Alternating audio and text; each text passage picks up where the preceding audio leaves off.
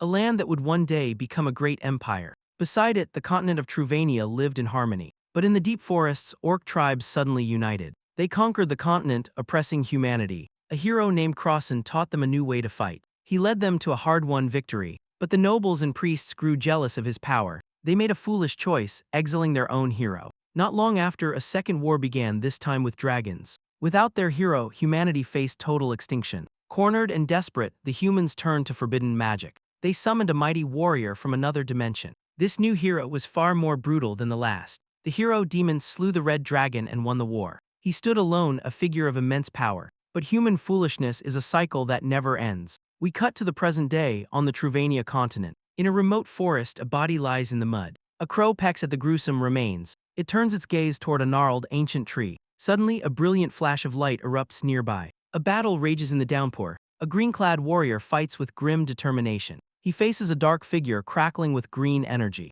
The warrior is thrown back by a powerful blast. The Fenslot royal guard arrives on the scene. They're searching for a princess, their summoning cut off. The commander, Cuslin, is called to see the horror. Before them lies a field of mangled bodies. Cuslin can barely comprehend the brutal massacre. A mage finds traces of complex magic and drugs. Among the dead are a noble's personal escort. A mysterious masked figure descends from above. He claims the magic originates from the rival nation, Arcadia. Cuslin is shocked by the implication of foreign assassins. But another knight points out a chilling detail. The bodies show no signs of a fight. This wasn't a battle between two sides. It was simply a one-sided, brutal hunt. Cuslin demands to know what could do this. The story flashes back to the princess's kidnapping. The culprit was a traitor, a duke's illegitimate son. He conspired with the enemy nation of Maris. Yet he and his allies were all slaughtered here. The masked man says one creature could do it. He speaks of a beast that rules the night. The traitors trespassed on its sacred territory. The princess, bloodied, is the lone survivor.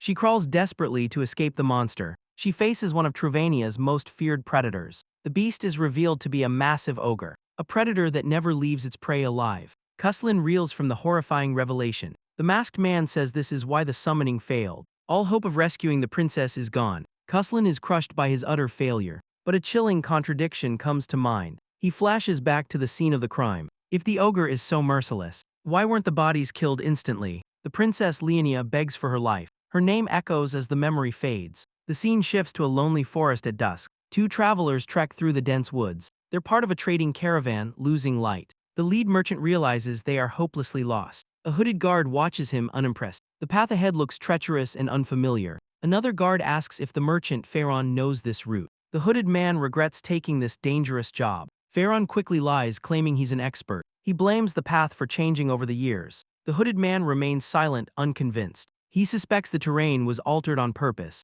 His partner Baxter silences him, sensing danger. The hooded man's blade is already drawn. He leaps into action, cutting down the ambushers. The attackers are identified as vicious gnolls. They're wearing orc-made armor, it's a trap. Pharaon screams for the caravan to hold formation. Glowing eyes emerge from the darkness surrounding them. He braces himself for the incoming charge. The horde begins its relentless advance. A wave of snarling beasts descends on them. The guards brace for the brutal onslaught. The battle erupts in a storm of claws and steel. Men are torn apart in the vicious melee. The hooded man holds his ground against the tide. Drenched in blood, he continues the slaughter. Baxter unleashes his fury on a fallen beast. A guard's helmet cracks under a brutal blow. His helmet clatters to the forest floor. Baxter screams, wounded but still fighting. The merchants watch in horror at the carnage. Baxter, enraged, silences them with a deadly glare. The terrified merchant immediately backs down. The first wave is dead. The hooded man tells Baxter to hold on. He warns that the real hunters are still out there. But one of their own pack animals starts to laugh.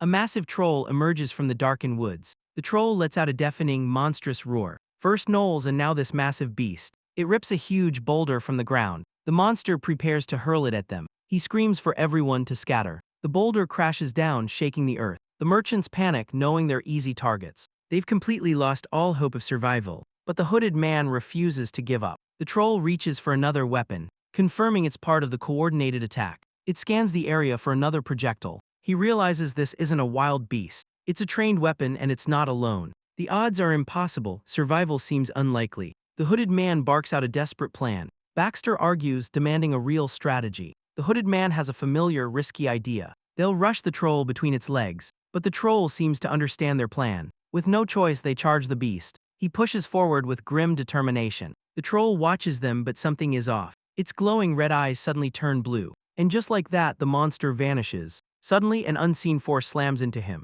A new figure appears in a flash of blue. It crashes to the ground with immense power. The hooded man looks up from the dirt. He can't comprehend what's happening. A massive hulking form rises from the mist. Baxter runs to him, demanding answers about the troll. But the hooded man is frozen, staring ahead. He recognizes the terrifying, glowing eyes. A new monster stands over the battlefield. It takes a heavy, deliberate step forward. Both men are paralyzed with absolute fear. The creature's gaze is cold and inhuman. It turns its attention away from them. The monster finds a dead gnoll on the ground. With one hand, it rips the creature's head off. It inspects its gruesome trophy with curiosity. Baxter is horrified, asking what that thing is. The hooded man says it's a legendary beast, a creature most people never live to see. In these forests, it's the ultimate predator, an encounter from which no one returns alive. The monster slowly walks towards them. He finally names the terrifying creature an ogre. The moon hangs silently in the cold night sky. A chilling silence falls over the forest. The ogre's glowing eyes lock onto them.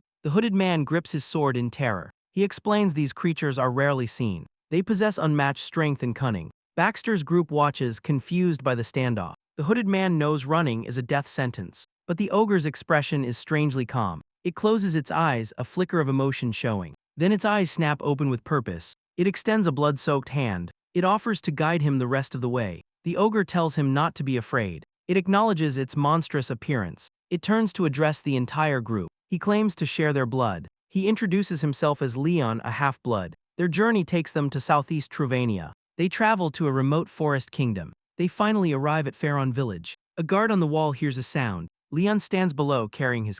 The guard peers down at the massive figure. He can't believe what he's seeing. Leon has led the survivors to safety. The survivors are exhausted and furious, but the hooded man remains watchful. They stare up at the massive village wall. The guard recognizes Leon, questioning his companions. Leon claims they're a lost trading company. From the back, our protagonist observes. The guard is suspicious of their late arrival. A merchant explodes, blaming the village chief. He insists they are simply lost travelers, but the guard refuses entry without proof. Frustration mounts as Leon considers his next move. Leon vouches for them, citing danger in the forest. His words catch the guard's attention. He personally guarantees their good behavior. The gates finally creak open for them. They step into the quiet Faron village. The settlement is small and isolated. A lone church stands against the starry sky. Inside the village hall, drinks are poured. The group finally gets a moment's rest. The village chief laughs at Leon's bold promise. A villager chides him for scaring the newcomers. He tells the hooded man they were lucky. But our protagonist questions the village's defenses.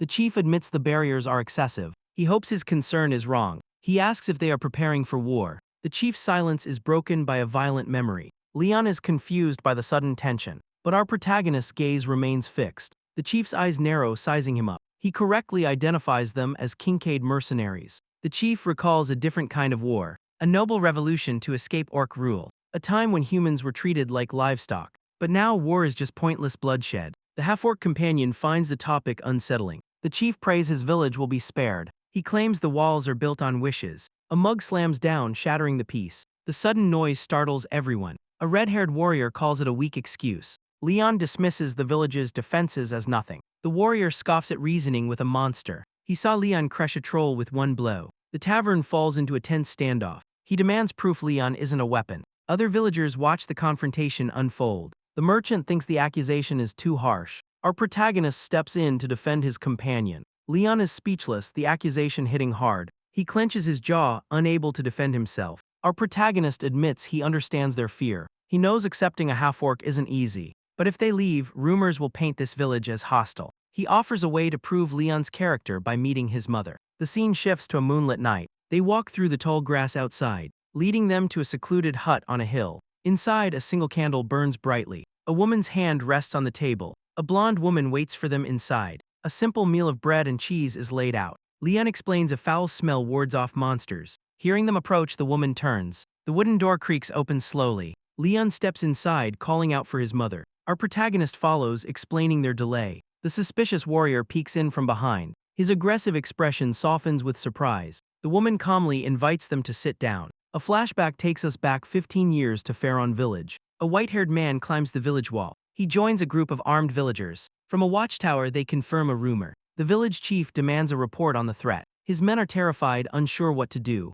They tell him he must see it for himself. The chief looks over the barrier and sees a hulking beast over a fallen body. His eyes widen in absolute horror. The creature's demonic eyes glow in the dark. It's an ogre, massive and blood-soaked. The defenders are frozen with fear. The chief orders them not to provoke it. He recognizes the beast from a monster manual. This is Lobo, the legendary continental slaughterer. He knows it can easily leap their walls. But a warrior says something isn't right. The monster's behavior is completely unnatural. It's been standing there for hours without moving. The chief is stunned by this revelation. The warrior asks if the manual explains this. They all watch from the wall, confused and wary. The beast just stares ahead, its expression unreadable. A terrible thought dawns on the chief. He looks from the monster's glowing eyes down to the figure at its feet. A blonde woman lies motionless on the ground. The monster simply stands guard over her body. Suddenly, the beast's head snaps up. The men on the wall are caught off guard. Lobo crouches, its muscles coiling like springs. It launches itself into the sky with terrifying power.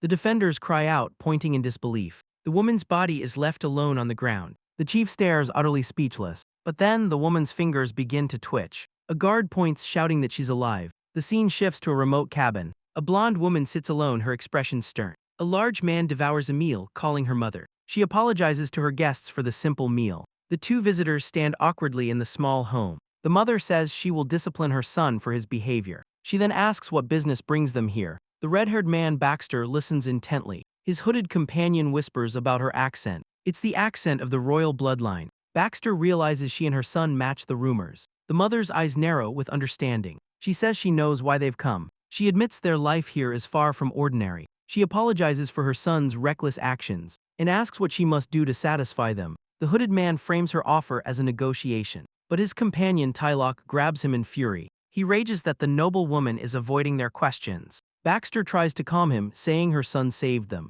Tylok explodes, demanding to know why she bore a monster. The mother calls his words harsh, but he scoffs. He mocks her for hiding while others face the chaos. He flashes back to a battlefield where comrades died, a memory of his own desperate fight for survival. The endless war had pushed into the demon realm. The chaos and bloodshed are burned into his mind. He pants, overwhelmed by the traumatic memory. He can't forget the atrocities committed by demons. Their snarling faces haunt his every waking moment. His rage returns, calling her son a disgusting half-blood. Baxter screams his name, trying to stop the tirade. But Tylok presses on, demanding to know her reasons. The son grows worried as his mother struggles for words. Tylok steps forward, his patience completely gone. He cruelly asks if she just prefers other races. The son's eyes transform, his humanity vanishing. The mother screams his name, Leon trying to stop him. But Leon moves in a blinding flash of speed. Tylok's eyes widen in pure, unadulterated shock. He's blasted through the cabin wall into the night. The cabin wall is completely shattered. Tylok gasps for air, his hands slick with blood. On the floor, Leon's mother is frozen in shock. Leon seethes, consumed by a dark, monstrous power. Tylok's body soars through the air, crashing outside. Splintered wood marks the point of impact. Leon stands in the breach, panting with rage. Tylok screams, blood erupting from his mouth. Baxter recalls a night of battle and loss. His face is a mask of grim determination. The rage in Leon's eyes begins to fade. He looks back, horrified by what he's done. He sees his mother collapsed on the floor. She begs her son to calm down. Leon stammers, his humanity returning. But a new voice cuts through the chaos. Baxter stands in the doorway, sword in hand. He draws his blade, his target clear. His own eyes glow with an inhuman light. Leon realizes he must protect his mother. Baxter warns him not to misunderstand his intent. The sword isn't meant for the woman. It's pointed at the non-human son. His mother screams his name in terror. Baxter says he's only trying to subdue him. Baxter swings his glowing sword down. Leon catches the blade with his bare arm. The swordsman realizes he's made a grave error.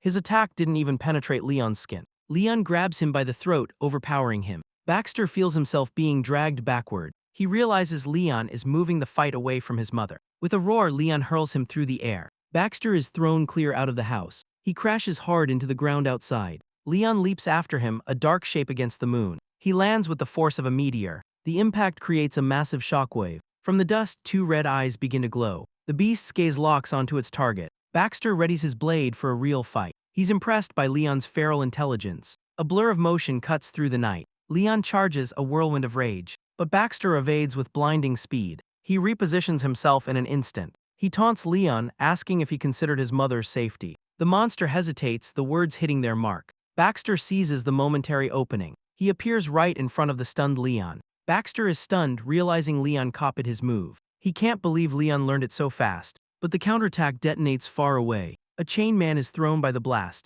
He curses Baxter's name in confusion. Leon's mother stands over the fallen man. Her gaze is cold and focused. Suddenly an unseen attack slices through the... It strikes the ground with explosive force. A cloaked figure appears in the smoke. His hands glow with residual energy. He looks on with grim understanding. He tells Leon he's seen enough. Leon's eyes clear, his rage subsiding. The man reveals a glowing necklace. He says it's the only thing that saved him. A gift from his mother to control the beast. Leon looks down, confused by the revelation. The man explains his order fears half-bloods as weapons. He apologizes for his aggressive approach. He returns the pendant, promising to keep their secret. His mother's voice cuts through the haze. His gaze locks onto her. She reaches out with open arms. She gently calls him back inside to rest. He stumbles toward his mother's embrace. Leon holds her, the beast within him quieted. Tears stream down his face as he cries for her. But the memory shatters like a broken home. The illusion fades, leaving only destruction. Nearby, the chain man lies broken in the grass. He can only curse his miserable fate. The night swallows his final words. A new day dawns over a quiet forest. This is the home Leon once knew. Inside, his mother prepares a meal. A warm stew simmers over the fire. She carefully portions out the food. 2 bowls are set on the table. She has prepared a feast for her son. Her gaze is full of quiet strength. She passes the time with a book, waiting. The sun breaks through the canopy. A younger Leon looks up, sensing something. He stands alone in the woods, axe in hand. Years later, he guides a weary group. They complain about their winding path. Leon explains the detour is necessary. His grip on his axe tightens. He says the forest itself is warning him. His gaze is distant, lost in a memory. A younger Leon stands alone in the woods. A merchant promises safety beyond the forest. But another traveler questions his caution. A crow's cry echoes through the trees. The Pharaon Trading Company is on its return route. They carry a man injured from an ogre fight. The long journey has worn them all down. The wounded man grits his teeth, promising payment. They trudge onward through the dense undergrowth. Suddenly a voice calls out his name. A younger, carefree Leon turns around. He happily greets a man called Uncle Baxter. The hooded man looks at him with concern. Leon assures them the city is close now. The merchants breathe a collective sigh of relief. They worry about his lack of rest. But Leon is fueled by dreams of adventure. He admits his village shelters him from the world. The merchants warn that naivete is dangerous. Leon was inspired by their stories of success. He wonders if he has what it takes to survive. Baxter notes he's never left his home before. Leon believes the village walls are for his protection. It's the only place he feels truly accepted. Baxter listens intently, a thought forming. Leon explains another reason he stays. His mother lives all alone in their small home. Giving birth to him left her unable to walk. He learned she was once a noble lady. She gave up everything because of him. A merchant notes his ogre appetite was difficult. The conversation suddenly takes a sharp turn. Baxter asks if he was ordered to watch them. The other merchant is stunned by the accusation. Leon hesitates, caught off guard by the question. He stammers an excuse, but Baxter sees the lie. A secret task would be a serious problem. Leon insists it's nothing like a war. He explains orc bandits plagued the forest. They were a threat to all small caravans. It wasn't just about the village's safety. Their livelihood suffered when merchants stopped coming. Baxter realizes Leon was a secret guardian. But at some point the bandits vanished. The village's own patrols might be one reason. But his presence as an ogre was the real deterrent. Baxter asks if it was all for reputation. Leon looks up, denying it completely. The orcs have started suspicious new activities. The orcs are even changing the forest's geography. He can feel the woods crying out in distress. But he dismisses the danger to the merchants. He promises to handle any threat that appears. Baxter and his companion exchange worried glances. Suddenly their destination comes into view. Leon announces their arrival at the town of Leyden. Baxter formally thanks him for the escort. The other merchant wishes Leon's dream of travel comes true. Leon wonders if he'll ever get the chance. Baxter suggests he join a traveling circus. The other merchant scoffs at the idea. With a wave, the merchants prepare to depart. Leon watches them go, waving a final goodbye. A flicker of hope crosses his face, but the feeling quickly fades away. He turns back to the woods, worried for his village. A dark premonition washes over him. The forest suddenly feels more menacing. He forces a grim, determined smile. He crouches, ready to return to the shadows. A sudden sound stops him in his tracks. The scene shifts, flashing back 8 years. A voice calls out to a much younger Leon. A man sits with the boy, asking his age. The man marvels at how much the young Leon has grown. He jokes that the boy is too big for his age. The scene shifts to a woman named Leonia butchering pigs. The man watches over the village, noting her work. He gently ruffles the young boy's hair. He tells Leon that he sees his own past in him. He recalls fleeing into this forest after losing everything. He was alone, with nowhere left to go. He hid among the trees, terrified and lost. Then he discovered the hidden village. He was just a child when he found this sanctuary. Back in the present, he holds Leon close. He believes this village is their only true home.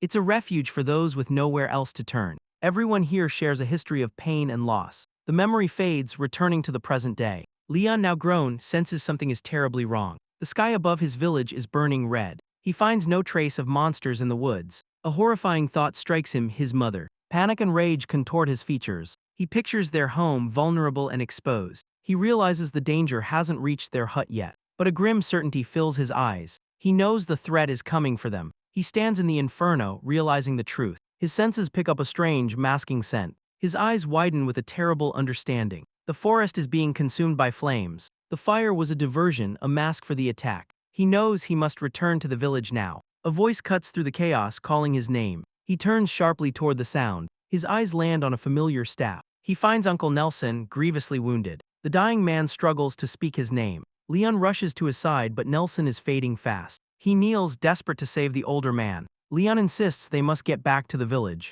but Nelson gives him a final, chilling warning. He warns him to keep his sanity, whatever he sees. With his last breath, his hand falls limp. The old man is dead. Leon processes the grim final words. He rises, his expression now cold and hard. A lone crow caws in the desolate landscape. His eyes burn with grief and a thirst for vengeance. A memory surfaces of Nelson's kindness. The memory fuels the fire in his eyes. He sprints forward as cloaked archers take aim. But he's too late. The village is already under siege. A massive horde of monsters swarms the walls. They raise ladders, beginning their assault. A commander orders his archers to prepare to fire. He tells them to target the ladder bearers first. The defenders draw their bows, a desperate line of defense. The commander knows mere bandits couldn't be this organized. A scout spots a figure through the chaos. A new leader emerges, riding a massive beast. The warg snarls, its eyes burning red. The commander's face hardens as he sees it. The rider is a battle-scarred armored orc. His single eye glows with cold malice. This is the general leading the invasion. He carries a severed head on his spear.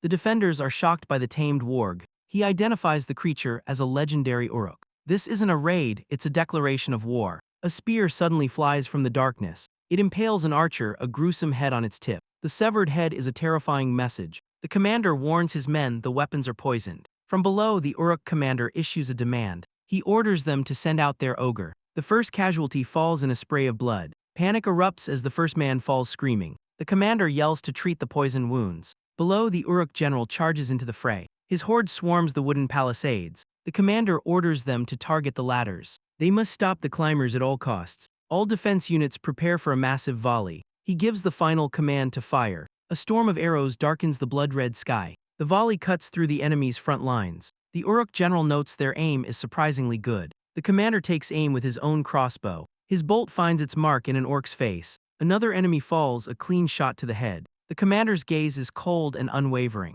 The uruk general glares back with contempt. He plucks an arrow from his shoulder and hurls it back. A defender is stunned by what lands near him. He finds a tattered letter tied to the arrow. The writing isn't orcish, it's human script. Down below, the orcs reveal their leverage. They drag forward human prisoners in chains. The defenders watch from the wall, frozen. The commander readies another volley but is stopped. A scout recognizes the prisoners. They're missing men. Among the prisoners, a familiar face looks up. The commander screams for his men to cease fire. The orcs are using them as human shields. The general stands proudly among his hostages. The commander realizes his own son is down there. His men demand a decision, but he's frozen. Down below, defenders rush to the main gate. They scramble to reinforce the entrance. They must hold the line at any cost. Men throw their bodies against the barricade. Panic sets in as the gate begins to fail. A soldier realizes how badly they were outplayed. This isn't a random attack, the orcs have a goal. The enemy brings out a massive battering ram. The wolf-headed weapon swings forward. It smashes through the gate with devastating force. The defenders can't hold on any longer. The uruk general stands before the breach. A long-haired warrior smirks, ready for the hunt. On the walls, the siege rages on. Below, the prisoners await their grim fate. Again, the commander's men plead for an order. He is torn by an impossible choice. His son calls out to him from the battlefield. His men tell him the choice has been made. The commander makes his choice, but he can't give the order. He turns to his men, a silent apology for his son. The archers draw their bows, ready to fire. Below, the uruk general stands over his helpless captives. The long-haired warrior grins, his red eyes glowing with malice. But a lone figure leaps from the fortress wall. He soars through the air, shocking the general below. The warrior lands, shattering the ground around him. The general sneers, finally facing the ogre whelp. Suddenly, an explosion erupts on the ramparts. The blast sends the archers flying. The remaining archers stare in disbelief. Down below, the warrior cuts through the horde. The commander recognizes the fighter, it's Leon. The Uruk general and his forces stand their ground. It was all a trap to lure Leon into the open. The general now turns to his true target. He brings his weapon down on the helpless hostage, but Leon throws himself in front of the boy. He shields him, revealing the boy as his brother Dural. The general smirks, his plan working perfectly. Enraged, Leon's ogre blood begins to awaken. His face contorts with feral, protective fury. Behind him, Dural lies motionless in the dirt. The transformed Leon stands against the general's forces. The Uruk general smirks, ready for the real fight. Leon unleashes a guttural, earth-shaking roar. He explodes forward, a blur of pure rage. The beast is face-to-face with its creator, but the general's confident smirk never wavers. Leon's axe cleaves through the air in a brutal arc. The general is surprised, recognizing a knight's technique. Leon presses the attack with blinding speed. His teeth grind, consumed by feral instinct. Their weapons clash in a shower of sparks. The force of the blow sends Leon reeling. He stumbles back, momentarily stunned. Blood pools on the scorched earth. Leon clutches a deep gash in his side. The general mocks him, his best shot wasn't enough. But behind the rage, his eyes turn ice blue. The general taunts him about his first taste of pain. He screams, demanding to know what Leon truly is. Leon ignores him, lunging forward again. He ducks under a wild, desperate swing. The general's laughter echoes across the battlefield. Leon's fist connects with a sickening crunch. The massive Uruk is sent flying backward. He lands hard, muttering, as expected. Leon tightens his grip, the fight far from over. Leon pants heavily, gathering his remaining strength. The general admits Leon's power is beyond his own. But from the shadows, he springs his trap. A spike chain whips out, catching Leon off guard. It coils around him with blinding speed, trapping him in a vortex of steel. The barbs dig deep into his flesh. He lets out a roar of pure agony. This is an orc trap designed for trolls. Leon snarls, fighting against his bonds. The general taunts him, promising more pain. With a gesture, he reveals his true plan. A beaten human prisoner watches in horror. He recognizes the monster as Leon. The general drags the helpless man forward. He mocks humans for becoming mere livestock. The prisoner screams as the blade is raised. Leon's eyes widen, forced to watch. His creator savors every moment of his pain. The man on the ground cries out his name. The general taunts him about his master's death. He mocks the weak human heart inside the beast. The prisoner Puffin begs for his life. A cruel smile meets a look of pure fury. But behind the rage, the ice blue returns. The orcs pull the spike chain taut. They yank hard, digging the barbs deeper. The general swings his blade down at the prisoner. He vows to destroy Leon's soul, leaving a shell. But his hand is suddenly stopped mid-swing. The general's attack is completely blocked. He stumbles back in utter disbelief. He can't comprehend what just happened. His blade was caught by a single hand. No, not a hand, the shaft of a spear. The human prisoners stare in shock. A massive, scarred warrior now stands between them. His blue eyes warn Leon to be careful. A memory surfaces, his master's final words. The general calls the newcomer a true ogre. A flicker of respect crosses his cruel face. The ogre says human blood makes them more ferocious. The general demands to know who he is. The newcomer smiles, asking if he can feel it. The scent of blood rising from the ground. His eyes glow with a familiar cold light. He reveals he's a mixed blood, just like Leon. On the walls, the fortress prepares for battle. Human archers draw their bows, aiming down. The general seethes, his experiment now challenged. The newcomer stands, a monument to battle. He poses a chilling question to the general. Why has no one ever dared to hunt him? The general recalls another fearsome warrior. He remembers a legendary race, the orc. A human-orc crossbreed, they were famed mercenaries. They possessed the best traits of both races. Created by lost magic, their numbers were few. With peace, the warriors were left penniless. They survived by hunting the most dangerous prey. A small band of survivors in the waste. They were a formidable, unified force. But their luck was about to run out. They had stumbled upon a true monster. The creature's shadow falls over the Uruk. While guarding a hunting ground, they met a foe. The warrior is seized by the giant beast. They faced the infamous slaughterer ogre. The remaining Uruk prepared for a final stand. They fought a desperate battle to survive. The battle raged under a full moon. But their desperate struggle was not enough. Only a single warrior survived the slaughter. The name of his race became his own. The flashback ends, returning to the forest. The general's story of the survivor continues. For years, the lone Uruk waited. He watched a remote forest in Arnia, plotting revenge against his enemy's offspring. The scene returns to the present battle. The orcs coordinate a swarming attack, but their target carves through their ranks. They deploy complex monster hunting tactics. The lone warrior roars with defiance. From the shadows, the Uruk survivor observes. The orc commander can't believe their losses. From the fortress walls, men watch in awe. The blonde leader is stunned by the sight. The orc army has stopped, focusing on one man, Leon. Ken watches as Leon is completely surrounded. An orc unleashes a vicious chain whip. The spike chain finds its mark, trapping Leon. For a moment, the warrior is vulnerable. Suddenly, a new fighter joins the battle. It's the Uruk survivor intercepting the blow. He blocks the attack meant for Leon. The Uruk glares, holding his ground. He shatters the orc's guard with ease. His blade flashes in a deadly arc. The orc is cut down instantly. The Uruk survivor grins with savage glee. Another orc lunges forward, roaring. The Uruk spins into a devastating attack. His blade cleaves through the air, and the orc is brutally cut down. He stands over the fallen foe, victorious. The dying orc says his sacrifice was worth it. The Uruk breathes heavily, suddenly looking strained. The orc whispers they are close to their goal. A strange energy begins to build within the Uruk. He looks down at the corpse, confused. The orc's voice taunts him about his suppressed true form. He says that when it awakens, everyone will see. The Uruk stands alone, a storm brewing around him. The voice says all who watch will be terrified. On the fortress wall, the leaders are speechless. They will see his true, monstrous nature. The Uruk's body begins to contort and glow. He screams in agony, eyes bleeding red. The voice promises he will be left all alone. His body convulses with a final, pained roar. From the walls, his allies can only watch. An immense power erupts from his form. The orcs realize he sacrificed himself to unleash it. The battlefield is consumed by the shockwave. The fortress stands against a blood-red sky. On the ground, survivors tend to the wounded. The dust from the explosion begins to settle. His allies cry out his name in disbelief, Leon. They rush to Leon's massive, unconscious form. The leader is stunned he's even alive. Ken recalls how Leon took every blow head-on, and his body is already starting to regenerate. The leader's expression hardens with suspicion. They need answers, but the orc poison is deadly. The dying orc offers to talk instead. Ken orders his men to finish the creature, but the orc smirks, saying he's ready to die. The leader connects the dots about the attack. Leon has never left this forest, so why was he specifically targeted? The orc gloats that his revenge is complete. He reveals their greatest mistake, protecting Leon. While they hid behind their walls, ignorant, a greater threat was stirring in the world. The slaughterer of the central continent returned, and behind it all, a terrifying blue dragon. The leader is stunned by this revelation. The orc taunts him about his knowledge of ogres. He reminds him that they fight until the end. The orc recalls the slaughterer holding a woman.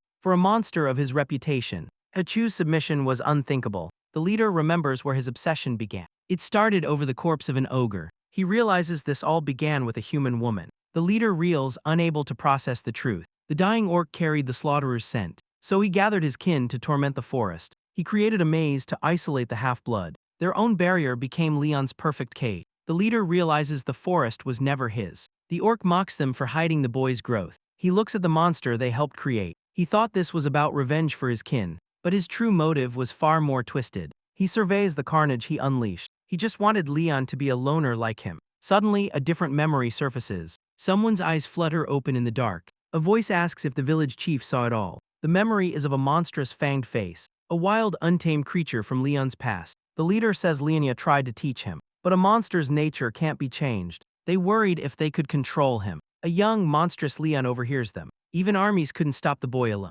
But the chief fears what happens if he turns. Protecting him could doom the entire village. The argument grows heated between the elders. The chief looks at the wounded and silences Ken. Haunted by a past failure, Ken grips his sword. He warns that dragon hunters will come for Leon. The chief argues Leon is just a child. He asks him to remember what truly matters. Ken tries to argue but is quickly silenced. Too late, the boy has heard everything. He wonders if this is all his fault. His rampage has divided the village elders. He questions his own monstrous actions. He sees his father's monstrous face in himself. The elders turn, alerted by a noise. He despises the monster he has become. The memory fades into the present night. Leon, wounded but calm, faces the chief. He apologizes for the late message to Leonia. The chief reassures him the village is proud. He receives instructions for an antidote. Leon turns to go home to his mother. The chief gives his final instructions. With a nod, Leon prepares to leave. The villagers watch their protector depart. His resolve is set in stone. He launches himself into the night sky. Soaring over the dark, silent forest,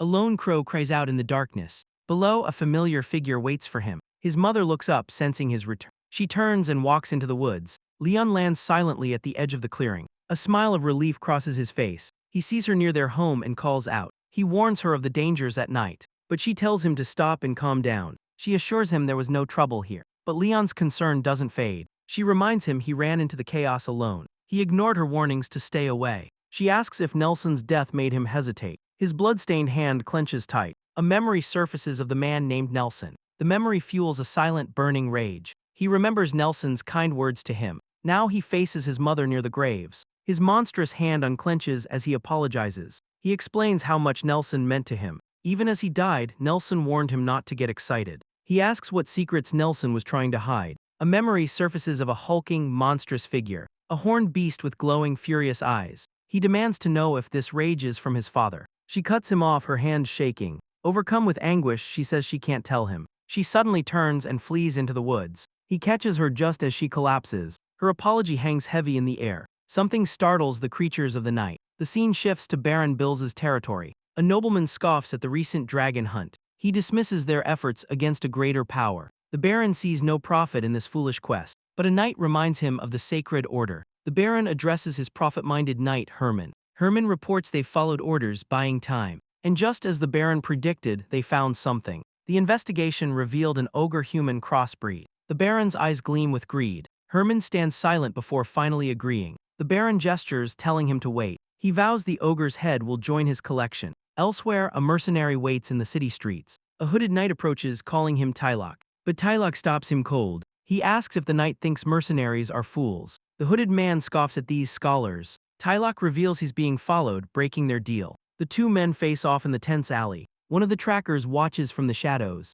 The knight threatens to end Tylok before the job starts. Tylok just asks if he can handle an ogre hunt. A silent observer keeps watch from the rooftops. The knight's only thought is profit. The scene shifts to a sunlit forest. Our boy the ogre human looks toward the city. He turns, his senses on high alert. The distant castle stands against the mountains. His gaze is filled with a quiet resolve. He pushes his thoughts aside to hunt for food. He sniffs the air, a predator on the move. Knowing he can't go back to the village yet, he vanishes deep into the woods. A wild boar charges through the undergrowth. Suddenly, it's struck down from above. The half-ogre moves with blinding speed. The boar's eye widens in shock. It's sent flying through the undergrowth, tumbling helplessly through the air. A single blow launched the massive beast. He reflects that he never learned to hunt. His mother tried to raise him as human, but his instincts were always there. The boar crashes back down to earth. It rolls violently across the clearing, skidding to a dazed and broken stop. The animal is stunned, unable to move. A reflection appears in its terrified eye. The half-ogre stands over his prey. He learned the ways of the beast instantly. He knows how to wear down his targets. He wonders if this is his father's nature. His bloodied hand rests on the kill. Maybe his mother feared this part of him, but her actions still don't make sense. Meanwhile, Tylok and the knight enter Faron Forest. Tylok recalls the forest being like a dungeon. The knight asks if the monsters were trained. Tylok hints at a secret war in the region. The hooded knight is clearly confused. Tylok laughs, calling it an exaggeration. Tylok mentions a trading village in the area. He explains a recent conflict with orcs. Their ringleader was an orc from Truvania. Tylok reveals he was a commander-level mercenary. He finds it surprising the orc came here. He grins, saying the hunt is complex. The hooded knight silently takes it all in. He promises more surprises as they near their goal. The forest canopy looms above them. Suddenly, violence erupts in the woods. A squad of hooded figures interrogate a goblin. The creature has already given up its secrets. He mentions the orc's recent death, and a blade ends the goblin's life. One man confirms Lord Herman's judgment was right. Lord Herman is tracking the mercenary to a related location. They arrive, spotting the village through the trees. He assumes their lord found something interesting. The hooded squad looks toward the settlement. They receive their orders and advance. Night falls on a small cabin in the woods. He watches his mother from a dark doorway. Outside, the forest is silent and dark. He finally asks about his father. His mother looks up, her face grim. Her face falls, a painful silence hanging between them. Suddenly, a violent crash echoes from outside. She jolts, startled by the sudden intrusion. The doorway where her son stood is now empty. A soldier flies through the wall, yelling the house is clear. The front door shatters inward. A red-haired warrior steps into the candlelit room. He smirks, offering a mock apology for his rudeness. Her eyes narrow, she knows this man. She warns him they want to be left alone. He scoffs, insulting her for choosing a monster over her status. The cruel words hit their mark. He makes a theatrical gesture and introduces himself as Tylok, greeting Princess Penslot of Arcadia. She's stunned as another figure emerges from the shadows. The hooded knight Lord Herman stands beside Tylok. He's surprised to find royalty in such a lowly place. He says this life is beneath her noble station. Knight Herman of Swarn asks her to return home. The princess remains defiant, her gaze unwavering. She demands to know how they found her after so long. Herman reveals that while she was declared dead, her kingdom never stopped searching. The two men wait for her answer. He asks if she truly accepts this life. Her expression is a storm of anger and disbelief. A single candle flame is snuffed out. Herman promises to erase her dirty bloodline. Meanwhile, deep in the moonlit forest, a masked figure signals his men. A team of hunters lies in wait. The full moon hangs high in the sky. They discuss their target's half-blood nature. He dismisses the target as just an ogre. The hunters move deeper into the woods. They note the target is still young. Their leader says they had no choice. He knows their prey will return soon. They prepare an ogre hunting formation. The husband senses it's getting late. He carries his hunt a foul-smelling beast. He remembers his son teasing him. The memory gives him pause. He worries about his wife's recent sadness. The night sky watches over him. He just wants to see her smile again. Suddenly, his senses scream with danger. Arrows slice through the darkness. They pierce his body in a brutal volley. He snarls, caught in the ambush. Arrows pin him to the forest floor. A sudden slash sends him reeling. He soars over the forest canopy. Pinned to the ground, he can't understand. He struggles, questioning the sudden assault. More than that, he sensed no one. This means it's a deliberate hunt. He desperately searches for the source. His eyes blaze, demanding to know who. Then he finally detects a presence. A cloaked figure lunges from behind. He whirls around, deflecting the blade. His raw power shoves the hunter away. He meets the challenge with a feral grin. But a second blade erupts from his chest. He gasps, impaled from behind. The hunter clings to his back, blade deep. Blood pools beneath his feet. He falls, unable to understand why. He doesn't understand this senseless violence. All this time he lived a quiet life. He asks why they're hunting him now. The hunter leader looks down on him. He can only think how unfair it is. The hunter raises his sword high. He meets the descending blade with defiance. His eye flares with a cold, blue light. He will not be their victim anymore. The scene shifts to a scarred woman's memory. She once faced these same two hunters. Her expression is one of quiet fury. The hunters look down on her, smirking. They dismiss her as just a predictable pawn. She scoffs at the arrogance of the powerful. The red-haired hunter calls her pathetic. She remembers another man, defeated and broken. His condescending bravado meant nothing in the end. The hunter taunts her, sure of his victory. But she delivers a chilling prophecy. Her words catch them completely by surprise. She promises it is they who will bleed tonight. The blonde hunter's eyes narrow with alarm. He turns, sensing a sudden new threat. Something explodes from the darkness outside. The boy wreathed in shadow attacks. He grabs the hunter's face, stopping him cold. The hunter's turn is a fraction too slow. The night itself seems to pour into the room. He is a whirlwind of pure, untamed rage. His grip is like iron on the hunter's skull. The hunter can't believe what he's seeing. A brutal punch is about to connect, but his fist is caught mid-swing. The blonde hunter counters with a powerful sword strike. The boy is stunned by the hunter's impossible speed. A cruel smirk spreads across the hunter's face. He's impressed, questioning the boy's agility. A blast of blue energy erupts from the clash. The floorboards are completely shattered by the impact. The red-haired hunter can't believe what he just saw. He realizes his partner was hiding his true power. This knight is a true sword expert. The tusked protector shields the scarred woman. The blonde hunter assesses his new opponent. He stands his ground, ready for anything. He growls the hunter's name, Lee. The woman tells him to calm down and escape, but Leon unleashes another blindingly fast strike. The blade cuts deep into his shoulder. He can't comprehend the hunter's overwhelming power. Leon promises the next blow will be fatal. He turns to his partner, demanding an explanation. How did this beast defeat his apprentices? He looms over the defeated protector, sword ready. The question hangs heavy in the air. The scene flashes back to Faron Forest. He was already grievously wounded before arriving. A hooded hunter claims he dislikes killing the young,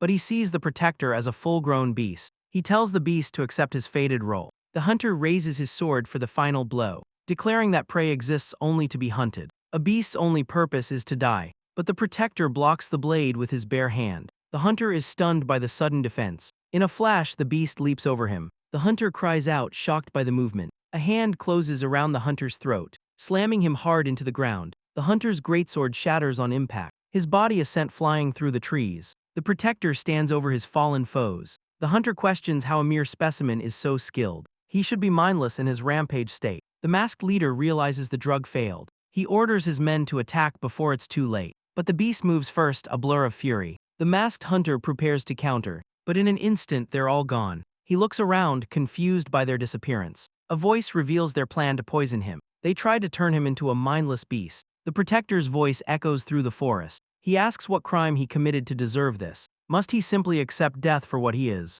He turns their own logic back on them. Did all their previous prey die so easily? The hunter can only watch in terror. In a flash, the hunter is gone. The remaining hunters are thrown into chaos. He realizes the beast is using the poison as a weapon. The roles have been completely reversed. Now they are the ones being hunted. The protector moves too fast to be seen. A blur of motion through the trees. The hunter swings wildly, hitting nothing at all. The leader realizes their scent-masking smoke has faded. Now the beast can track their true target, Lord Herman. He knows he absolutely cannot let that happen. If a creature like this reaches their lord, the consequences would be unthinkable. The protector questions his own nature, beast or human. A memory of a determined woman surfaces. He recalls a man with a glowing blue sword. He wonders what he must become to survive. The woman's eyes are wide with fear. The man holds the blade to his throat, threatening others. The swordsman was just curious about his perspective. He orders him to die in front of his mother. A cruel attack meant to break the princess's will. But the protector stands firm against the blast.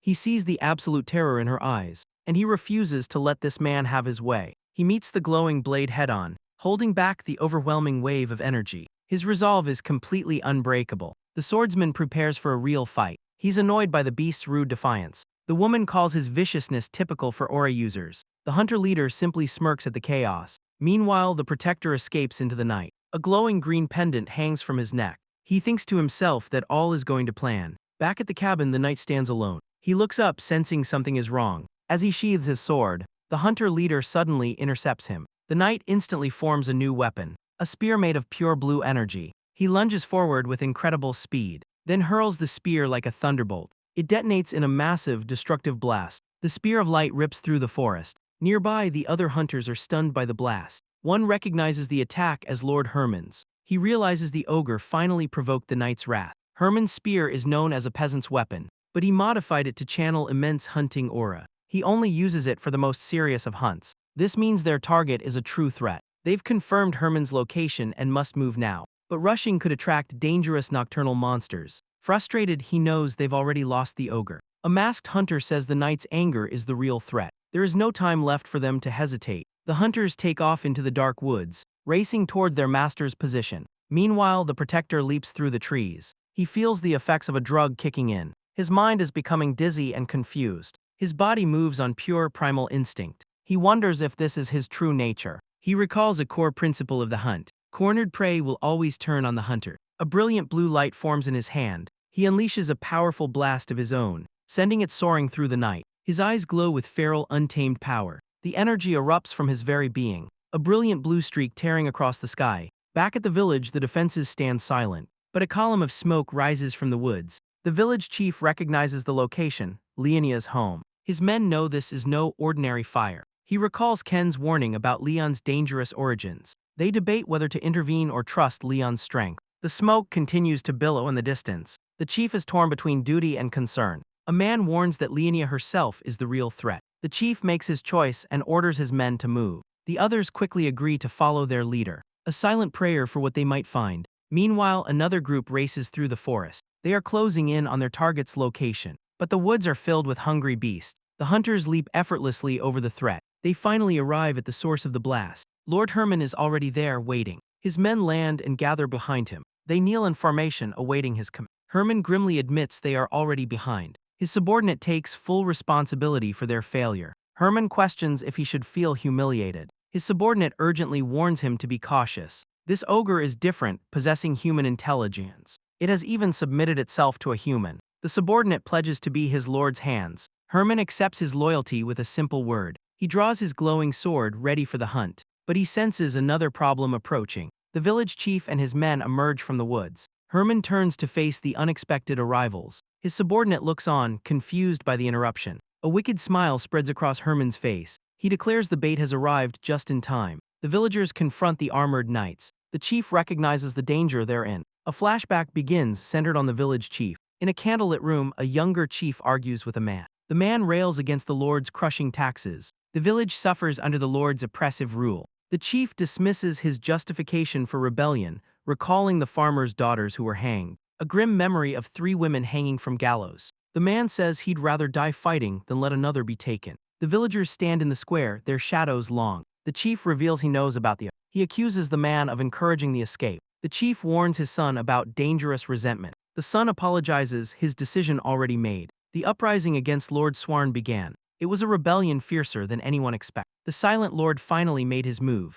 3 armored knights emerged from the castle gates. A younger Herman appeared, his sword already glowing. He unleashed a devastating wave of energy. The rebels were frozen in the blinding light. The attack consumed the entire street. The chief's son could only watch in horror. His comrades were utterly annihilated. The knight's response was swift and absolute. A grim silence fell over the town. The territory's first large-scale uprising ended with its leader hanging from a rope. The chief's son was made an example. He could only watch his son's body from the crowd. The Lord cruelly allowed him to keep his position. After receiving a new report one night, the chief stood alone in the dark woods. He finally decided to escape the Lord's territory, but the memory of those nights still haunts him. Their leader represents an unforgettable terror, a single knight who slaughtered 400 men alone. The chief's escape is cut short by Herman. The knight's glowing sword triggers a painful memory. He sees his son's body hanging once more. A voice snaps him out of his grief. Herman addresses the village chief directly. The knight coldly recalls his lord's orders. Suddenly, a crossbow bolt finds its mark. The chief watches his companion fall. Another ally is struck down in an instant. He can only scream as his men die. Blades are pressed against the chief's throat. Herman calls this a lesson in etiquette. He offers the captured chief an opportunity, an offer he clearly cannot refuse. A blinding flash of blue energy erupts. It slams into another of the chief's group. The impact sends him flying into the night. The attack carves a path through the forest. His body crashes hard onto the ground. A voice questions if his birth was a sin. He refuses to simply lay down and die. The full moon reflects in his glowing eye. A monstrous hand reaches for the sky. Something inside him awakens with a roar. He wonders what form his rage will take. A monstrous wolf and its master survey the night. The fallen man screams as his body contorts. He questions what it truly means to live. A voice explains the mysterious nature of ogres. Ancient texts hold few answers about them. These creatures live by their own brutal code. They are predators of the highest order, and a taste of blood seals their nature. A scholar notes their unique behavior. Unlike other monsters, ogres are different. They are solitary, yet they somehow rule. A pack of beasts gathers around him. He is becoming one of them now. Their power to dominate remains a mystery. The transformation nears its violent peak. A primal roar echoes through the forest. The sound carries to the nearby village. This is the birth of a true monster. His eyes burn with newfound power. He leaps back towards the conflict. But Herman has already reached the village gate. He drags the captured chief along with him. The knight and his soldiers stand ready. The village walls seem quiet and unaware. But a lone watchman spots the threat. Herman stands his ground, sword in hand. They stare up at the fortified village wall. Suddenly his blade crackles with power, and he unleashes a devastating energy wave. The watchman can't believe what he's seeing. The blast screams toward the watchtower, but detonates just shy of the wooden wall. The tower shakes from the sheer force. His men urge a counterattack, but he stops them. He realizes the attack was a warning shot. This isn't a battle, it's a demand for surrender. Down below, Herman holds the village chief captive. The chief's face is a mask of despair. The captain suddenly shouts, "Wait." Herman looks up, his expression cold as ice. He questions how the chief was even captured. He learns the chief had a full escort team. He orders his men to find the escort now. His subordinate warns it's too dangerous alone. He gives a final order, evacuate the villagers. He knows these invaders see life as worthless. The outer defenses are already shattered. An oppressive aura radiates from the knights. Herman waits, a silent, patient predator. Elsewhere, a shadowy figure muses on power. A shadowy figure scoffs at another's ambition. A monstrous white beast growls in the snow. He recalls the brutal hardships he once faced, but his low birth made him an unwanted knight. He learned to abandon will for pure profit. Back in the present, the captain defies Herman. Herman's cold gaze meets his defiance. Suddenly, a blue light flashes between them. An energy bolt zips past Herman's head. The captain steps forward, ready to fight. He taunts the knight, trying to stall. Herman smirks, seeing through the ploy. He asks if buying time will actually work. His energy blade slams into the captain. The chief screams out the captain's name, Ken. Ken is thrown back by the devastating blow. The chief pleads for his people's lives. He offers himself as the only sacrifice. Herman's patience has finally run out. He unleashes another powerful, sweeping strike. The wave of energy crashes into Ken, who struggles to withstand the blast, but Herman follows with another brutal swing. The second impact shatters Ken's defense. The captain falls, grievously wounded, but the chief's eyes blaze with fury. A dark power rises from his kneeling form. Herman smirks, saying this is just the start. His blade crackles with malevolent energy. He charges, eager to provoke his prey. The energy wave crashes over the chief, who intends to paint this entire forest red and drench it in the smell of blood. The chief's form begins to warp and chain. He's suddenly surrounded by the knights. The chief has transformed into a feral beast. Laughing, Herman strikes at the transformed chief. The beastly chief is stunned by the blow. Herman mocks him for being so impatient. He unleashes another powerful, sweeping strike. But the beastly chief blocks the blade, catching the energy sword with his bare hand. Herman stares in disbelief at his strength. The beast has completely overpowered the knight. A massive burst of energy erupts from the clash. Herman is sent flying, caught by surprise. He stands alone, recognizing the movement. The chief's eye glows with a menacing light. Enraged, Herman screams at his futile defiance. The beastly chief lunges forward once more. Herman screams that this power is nothing new. He unleashes a massive wave of energy, a brilliant blue arc cutting the darkness. He scoffs, calling the display disappointing. But a claw suddenly pierces his chest. The beastly chief tears him apart. His taunt hangs in the air unfinished. The transformed chief lets out a feral roar. Herman is brutally impaled mid-swing. He's completely overwhelmed by the beast's fury. The impact shatters the very ground. His knights are scattered in the dust. One coughs up blood from the shockwave. He admits he let his guard down. As a figure emerges from the drug-laced vapor, the knights are lost in the blinding mist. One realizes they've walked into a trap. Suddenly they're swarmed by smaller beasts. A knight can only watch in horror. The transformed chief stands over the carnage. He begins to devour the fallen. His red eyes burn with pure hunger. He's not just a killer but a scavenger. The last knight is frozen in terror. The beast appears before him in a flash. The last knight unleashes a powerful slash. He recognizes this fighting style from the forest. But a wolf beast suddenly latches onto his arm. He struggles to break free from its grip. The beast's red eyes glare with savage intent. Its jaws clamp down, tearing into his flesh. The transformed chief watches from the shadows. He explodes forward with blinding speed. The knight realizes he's been caught. A brutal punch connects with his face. The force sends him flying through the air. He chokes on his own blood from the impact. The chief stands over his fallen opponent. He lifts the knight effortlessly by the throat. The knight weakly asks why he's still alive. The beastly chief only growls in response. He asks why he wasn't killed earlier. He understands the chief wanted to show him this carnage, to prove he's different from other monsters. The chief's glowing eyes stare him down. Suddenly, the knight erupts with blue energy. The blast throws the surprised chief backward. The beast can't believe this hidden power. Now free, the knight prepares another strike. He engulfs the chief in a storm of light. The chief's eyes burn with a furious blue light. The knight strains, pouring everything into his attack. But the beast chief catches the blade with his hand. The energy sword slices deep into his arm. The sheer force sends the chief skidding back. The knight stands alone as the blue storm fades. On the ground, the chief looks up in disbelief. The knight asks if he knows what a real knight is. He promises to teach him a painful lesson. He holds up the wolf's head, vowing to show him his place. Elsewhere, smoke rises from the dark forest. A scarred man watches from the shadows, smirking. He looks down upon the ruins of the village. He muses about the monster devoted to his mother. He finds a woman sitting alone in the wreckage. He taunts her, saying her son must be terrified. The woman glares back, her spirit unbroken. She says a mother's worry is only natural. The man sits, suggesting they find a solution. He asks how to resolve his anger toward her son. He mocks the former noble lady's pitiful state. His face twists, asking how she fell so low. He cuts to the chase, saying there's no time. He blames his resentment on her monster offspring. He demands to see her defiant spirit one last time. She recalls being looked down on like a weed. Her expression suddenly fills with shock. The man says he must break her spirit. He reaches down to shatter her arrogance. But her eye flares with a strange blue light. A burst of green energy erupts from her. The scarred man is thrown back by the blast. He can only stare in utter disbelief. A green-clad warrior suddenly stands before him. The villain is stunned by the intervention. The warrior Penslot decapitates him instantly. He stands protectively in front of the mother. His blade moves with blinding speed. The mother watches the brutal scene unfold. The villain's head flies from his shoulders. Elsewhere, a blue explosion rocks the forest. A storm of energy surges through the trees. The knight prepares another powerful strike. He unleashes a massive arc of lightning. The beast chief desperately blocks the attack. His glowing eyes meet the knight's fury. The knight's own eyes burn with red rage. He demands to know why the chief keeps running. The bloodied chief grits his teeth in defiance. He gathers his remaining power for a final stand. The chief unleashes a massive wave of energy. The knight braces his sword against the blast. He's driven back, carving a trench in the ground.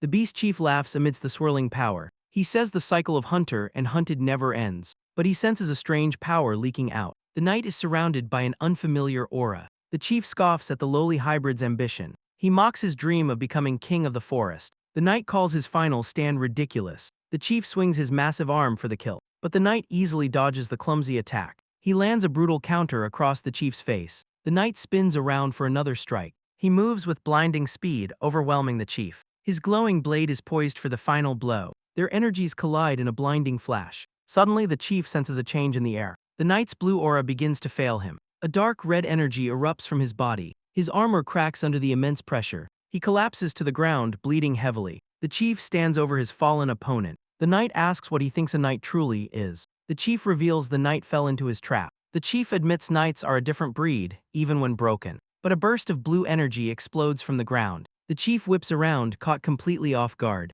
The knight surges forward, sword aimed for the kill. He unleashes a spinning slash across the chief's chest. He mocks the hybrid for daring to talk back. The chief realizes the knight can't target vital spots. As a knight, he refuses to lose this fight. He calls the chief's power mere street entertainment. He tells the beast to know its place. A pillar of light slams into the beast chief. His blade pulses with overwhelming power. The chief raises his hands to defend himself, but the blast hits him square in the face. The knight promises to teach him a lesson personally. His blade rests against the chief's throat. The chief's true form roars in agony. The knight screams, pushing through his own pain. He drives the sword deeper into the beast's neck. His armored gauntlet glows with faint energy. A final burst of power sends the chief flying. The battlefield is left swirling with residual energy. The beast chief lies defeated among the ice spires. Nearby, an old man tends to a wounded owl. He looks on in utter disbelief. A new dawn breaks over the mountains, but the old man is lost in a memory. He remembers the chief holding the knight aloft. The knight had threatened him with endless war. The chief listened, his expression unreadable. He simply said he would defeat them all. The knight's hand begins to twitch with power. He asks if the chief is from Truvania. The chief's patience finally runs out. Enraged, the knight unleashes a final attack. But a single blow obliterates the knight's head. The memory fades, returning to the present. A woman stands amid the village ruins. She surveys the destruction with a heavy heart. Her expression is filled with deep concern. A scar marks her cheek as she turns. She seems to be waiting for someone. Her gaze falls back on the broken home. Suddenly, a sound comes from within. A hand reaches out from the darkness. The beast chief emerges from the shadows. The woman watches him, her silence heavy. She scolds him for not running away. She closes her eyes, frustrated by his choice. She asks why he'd die for those who cast him out. He argues the villagers were just weak and scared. He stands before his mother in the woods, but she insists that's no reason to die for them. They face each other in the ruined home. She warns that after this, they will be abandoned. The harsh truth seems to stun him. A memory flashes back to the old man, Tylok. He remembers a difficult moment from the past. The elder had stood before him, stern and imposing, but that resolve had shattered into pure terror. The chief recalls the man's overwhelming fear. He finally concedes that his mother might be right. Her shoulders slump with sorrowful relief. He agrees he must follow her words to survive. She asks about his wounds and what happened to Tylok. He explains the old man simply fled the scene. Seeing his condition, she tells him to rest. He agrees, promising to prepare a place for her too. She watches him turn away, her expression unreadable. But he pleads with her not to make him run again. His raw desperation stops her in her tracks. Her eyes widen, shaken by his plea. Night falls over their small, broken home. She gently covers him as he rests. A new determination hardens her gaze. She keeps a silent vigil as he sleeps. He tosses and turns, trapped in a nightmare. Her face is a mask of sorrow and resolve. She clutches a glowing green pendant in her hand. A decision made, she rises to leave. Meanwhile, villagers gather around a massive bonfire. A grim-faced man watches the flames intently. His eyes are filled with cold determination. Smoke rises over the Pharaon village. Inside, the village elder is deeply troubled. He sighs, the weight of his office pressing down. He stares out at the distant, ominous glow. A memory haunts him of the chief's glowing eyes. He recalls a father's grief after an Uruk attack. He had questioned if such a tragedy could be prevented. A chilling memory makes him sweat. He was warned about the danger of defying a knight. Back in the present, his anxiety grows. Suddenly, a brilliant green light erupts in the room. An armored knight appears from the light. The elder recognizes him as one of Penslot's men. The knight warns that the princess is now at risk. He reveals that Tylok, the witness, will be silenced. The elder is stunned by the knight's cold words. He realizes the situation is out of his control. The elder realizes they've already contacted Leonia. The knight's silence is a chilling confirmation. Far away, a single light burns in a lonely hut.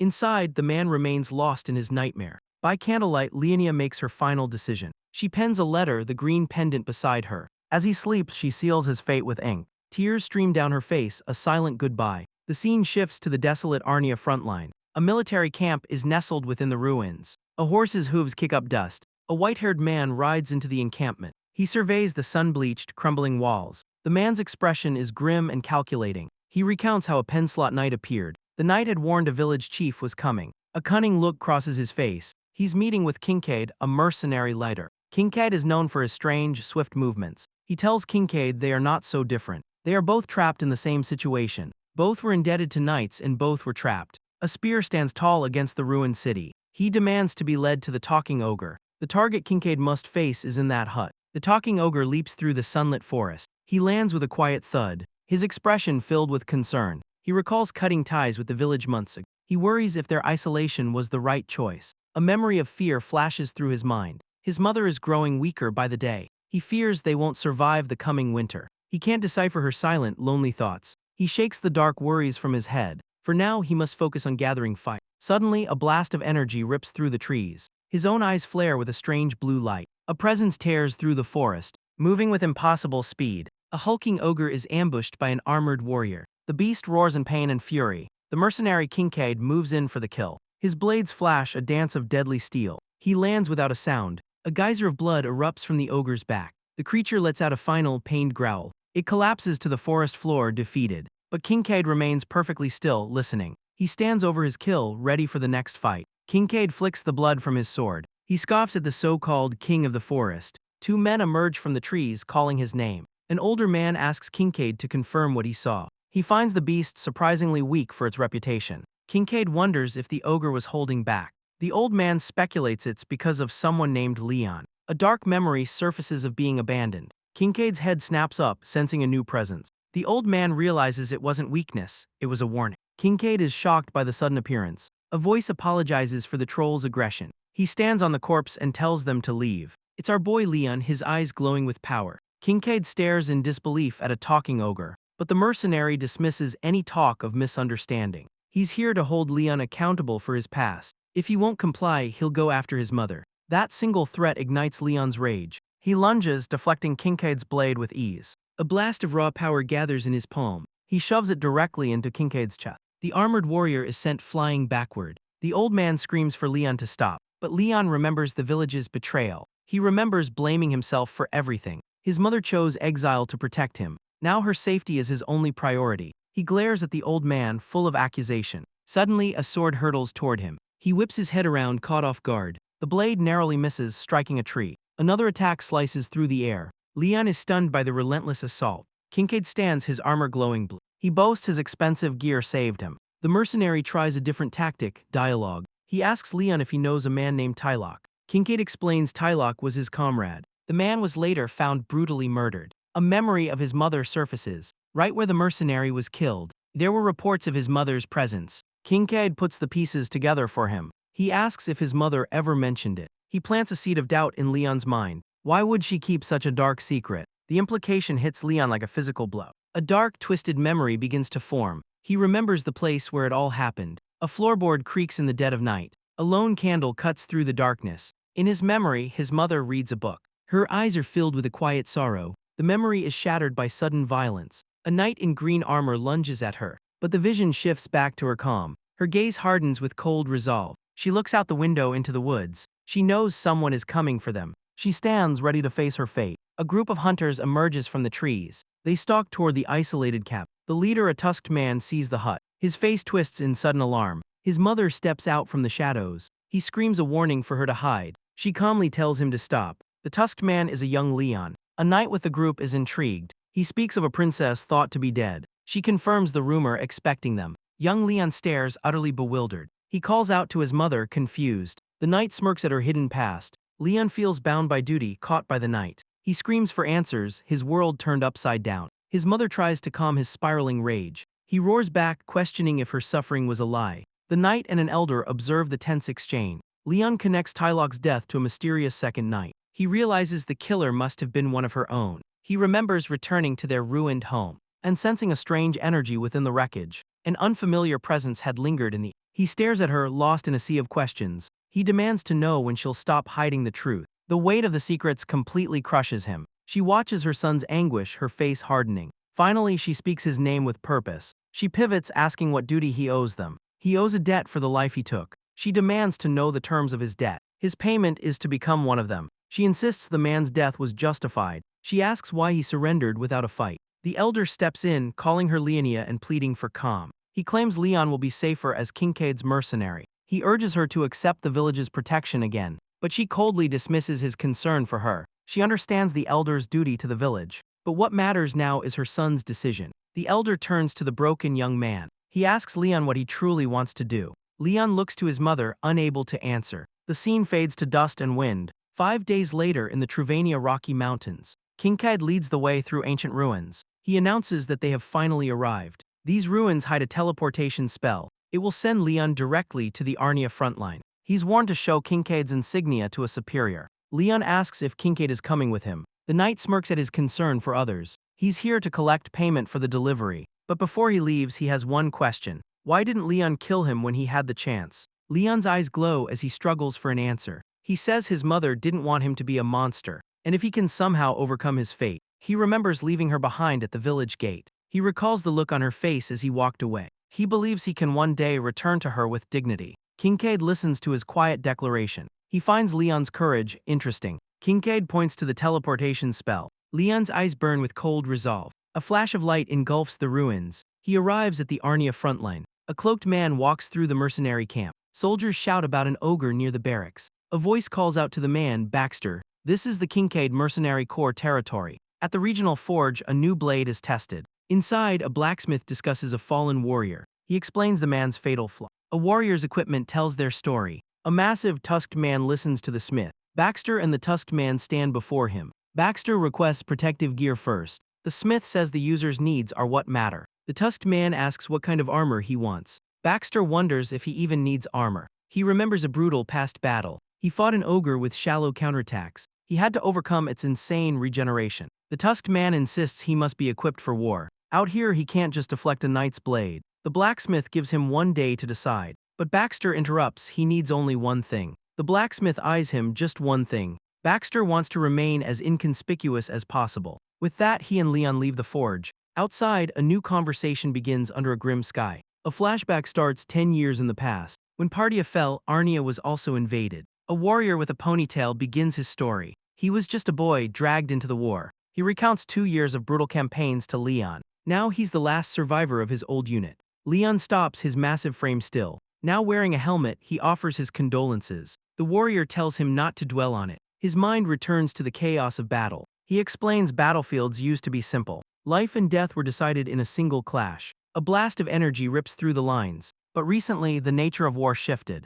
They faced a new, terrifying kind of enemy. An unbreakable phalanx that inspired absolute terror. He remembers his friend, Tylok, in the fray. A man who clung to life began to chain. That obsession, he says, hastened his. He warns Leon not to follow that same path. The more you have to gain, the greater the risk. The flashback continues in a desolate camp. Baxter tells Leon to rest here for now. The night sky hangs heavy over them. Leon listens, his face hidden by his helmet. He'll be a common soldier until his skills are assessed. But his assessment comes sooner than expected. A whip cracks through the night air. It coils tightly around Leon's throat. He's violently yanked from his feet. A new warrior appears, dragging him effortlessly. 2 tendrils of energy hold him fast. The armored figure easily overpowers the giant. Leon is stunned by the sudden assault. His attacker assesses his impressive stats. He wonders if Kincaid found a new monster. Baxter screams the man's name, Rosemary. Rosemary scoffs at rights for non-humans. Leon remains silent, enduring the humiliation. Rosemary calls him Kincaid's new pet.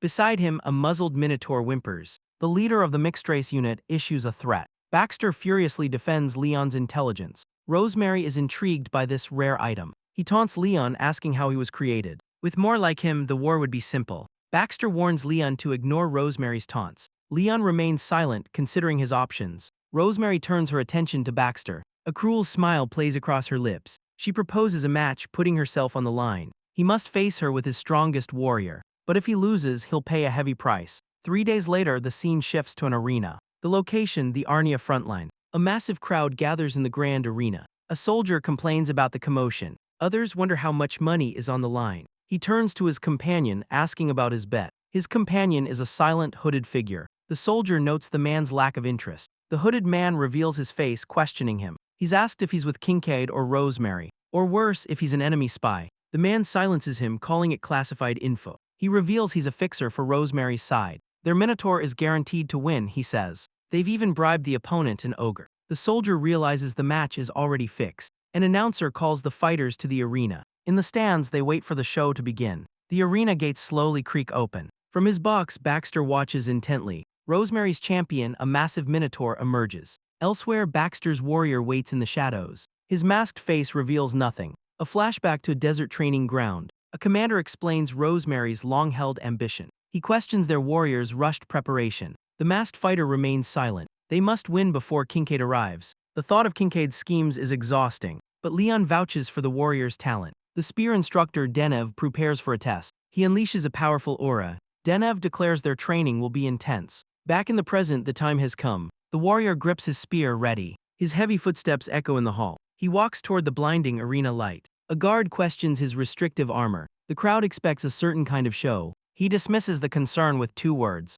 The final gate swings open wide. He's met with a wave of jeers and insults. The masked champion steps into the arena. The warrior takes his position in the blinding sun. From her box, Rosemary scoffs at his appearance. Across the sand, the Minotaur turns to face him. A crimson glow emanates from the beast's eye. It lets out a deafening, earth-shaking roar. But the masked warrior remains completely still. The beast is confused by his opponent's silence. A guard apologizes for forgetting a crucial detail. He hands him a red cloth, a last-minute instruction. A simple piece of fabric, but it changes everything. The moment the Minotaur sees red, it goes berserk. It charges with uncontrollable, blind fury. The guard screams, caught in the path of the rampage, but our warrior steps between him and the beast. The Minotaur's horn slams into his head. The impact sends him skidding across the sand. The beast follows up with a devastating punch. The blow connects, a sickening crunch of armor. He's thrown aside like a ragdoll, but he digs his heel in, stopping his momentum. He pivots, turning the force into a counterattack. The butt of his spear cracks against its skull.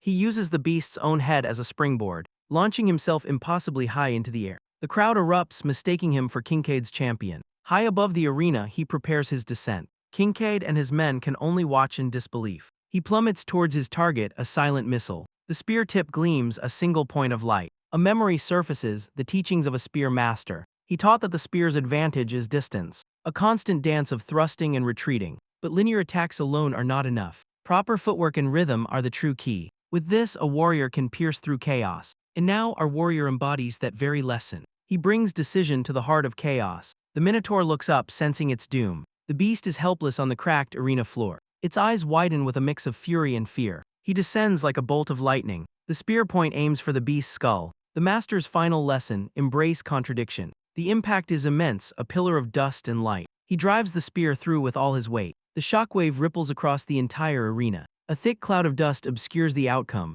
From her box, Kincaid's champion smirks, impressed. A spectator groans, realizing he's lost his bet. As the dust settles, the victor stands alone. He wrenches the spear free from the beast. Blood gushes from the fatal wound. The masked warrior stands over his kill. The Minotaur gasps its final ragged breath. Its eyes go white, life fading away. The battle is finally, truly over. Later, at Kincaid's frontline barracks, an armored figure scolds him for the chaos. He's lectured on the risks he took. Did you have something to prove out there? Our warrior offers only silence in return. But a hooded man defends his reckless act. The Minotaur was a human hybrid, he explains. Its blood was mixed with that of a human. The scent of human blood drives ogres to rampage. The armored man is stunned by the implication. He demands to know how the ogre controlled himself. The hooded man asks Leon to show them his method. Leon reaches into his armor, hesitant. The interrogator's eyes are fixed on him. He reveals a small, glowing pendant. The armored man sees no magic on it. He asks if it's a matter of emotion. The hooded man seems to think so.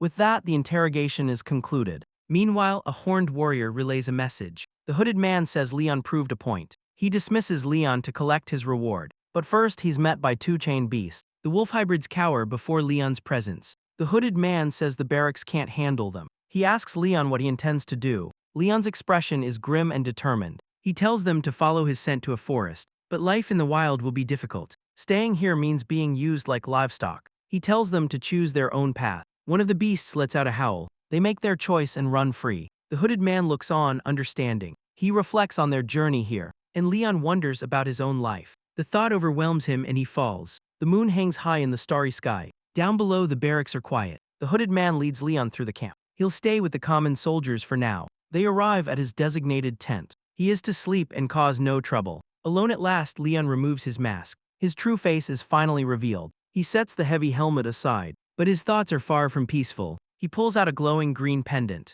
A memory surfaces, causing him pain. He wears the necklace, a precious memento. A flashback to a stern blonde woman. Back in the present, he sits in silence. Suddenly, his senses flare with alarm. A violent vision flashes through his mind. A brutal, unexpected attack. Meanwhile, at the Arnia frontline barracks, guards on the wall spot movement below. 2 mysterious figures stand over a body. One of them wields a glowing aura blade. The swordsman drags his victim away. His companion tells him to discard the body. He scolds him for failing a simple capture. But the swordsman Sesrak has other plans. This victim is valuable negotiation material. The pendant glows, feeding him the vision. His eyes widen with sudden understanding. He sees the blade plunging deep. He feels the victim's final shocked cry. An assassin appears right behind him. He dodges the surprise attack with impossible speed. The ambush leaves him completely bewildered. The hooded leader watches with a smug grin. He doesn't understand why he's being attacked. The assassin is down, but more enemies surround him. The bald assassin prepares his wire weapon. Razor-sharp wires whip through the air, but he catches them with his bare hands. A tense standoff, the wires pulled taut. The threads snap against his hardened skin. He stands completely unfazed by the assault. The leader admits he's surprisingly agile for his size. He wonders why a monster wasn't caged. The warrior questions their motives for this attack. But there's a much bigger question here. A soldier points out they're supposed to be allies. He demands to know why allies are fighting. The leader scoffs at the very idea of alliance. He screams that in this war, allies kill allies. The accusation stokes a fire in his eyes. They mock him for being captured so cluelessly. His eyes narrow, taking in the bitter truth. The leader reveals they've been betrayed by allies. He recalls receiving their advance orders and charging into a brutal, chaotic battle. He remembers facing the Empire's impenetrable walls. Their puppet monsters tore through the front lines. Defeat after defeat, the Alliance's losses mounted. The leaders grew desperate for a new strategy. Their plan armed the trolls from the forests. They sent the trolls charging into the fray, a monstrous vanguard to break the enemy lines.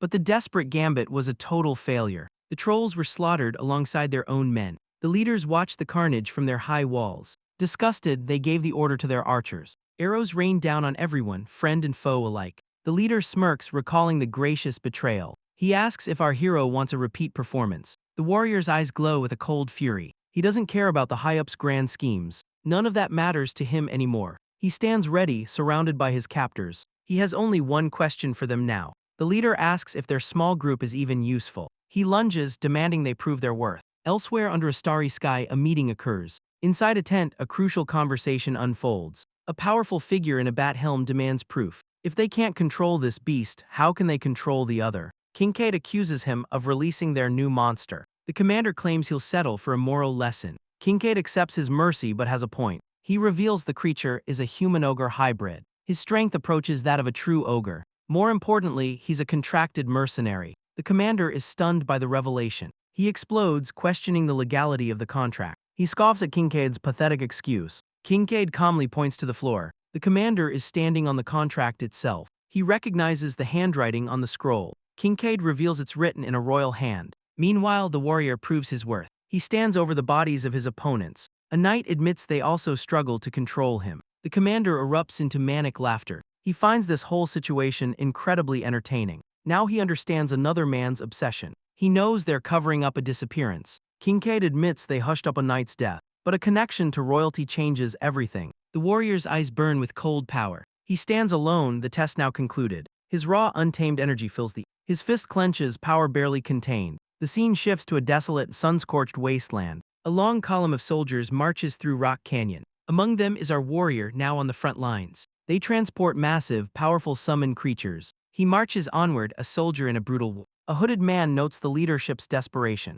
This urgent deployment signals their growing panic. He scoffs at their foolishness against the Empire. The warrior Leon asks his mentor about his training. The man Baxter falls into a grim silence. He admits the training was an improvisation, cursing Kincaid. Leon simply apologizes for the trouble. Baxter shows a rare moment of concern for the boy. Later that night, they are led to a tent. They step into the dimly lit interior. Baxter suddenly stops Leon at the entrance. He gives him a stark warning about the battlefield. On this ground, you can't even trust him. The words hang heavy in the air. Baxter's gaze is cold and distant, but Leon has his own perspective. He knows Baxter is a good person despite his words. Just then, another group of soldiers arrives. A new soldier echoes the same grim sentiment. The soldier thinks about the loneliness of this path. The sun bleeds across the sky over the desert camp. A commander announces the end of the day's march. Soldiers settle in for the night, preparing for what's next. But Leon continues to train, his spear a blur. He spars relentlessly against another soldier. His raw power is on full display.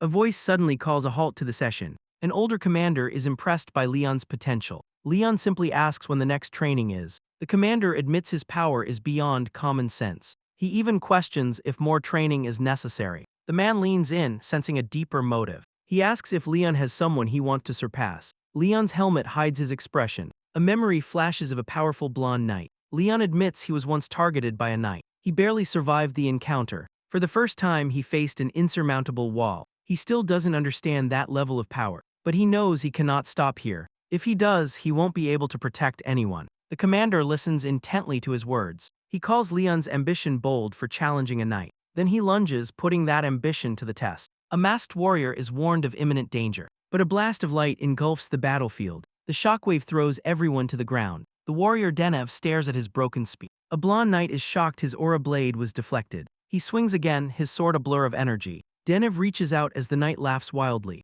The knight easily dodges the desperate counter. Elsewhere, an observer notes that Herman has lost. He tells Denev that Herman was obsessed with profit, but in the end he couldn't abandon his pride. The soldiers recognize the man, a sword expert. The commander Baxter is questioned for being here. He admits this new threat is beyond their control. Denev kneels defeated, pondering the word pride. He questions what that pride was even for. A memory flashes of Herman's brutal demise. The sword expert tells him not to talk back. He offers to enlighten him with his blade. Herman's pride was born from an inferiority complex. He couldn't see his opponent, even facing death. The sword expert smirks, claiming he has no such weakness. He'll kill Denev while treating him as a human. The sun sets over the desolate ruins. The sword expert walks away as an explosion erupts behind him. A figure is consumed by a fiery blast. Two cloaked figures survey the destruction. One warns his companion that staying is too dangerous. The larger man gives new orders to someone named Swain. They are to target and impersonate free knights.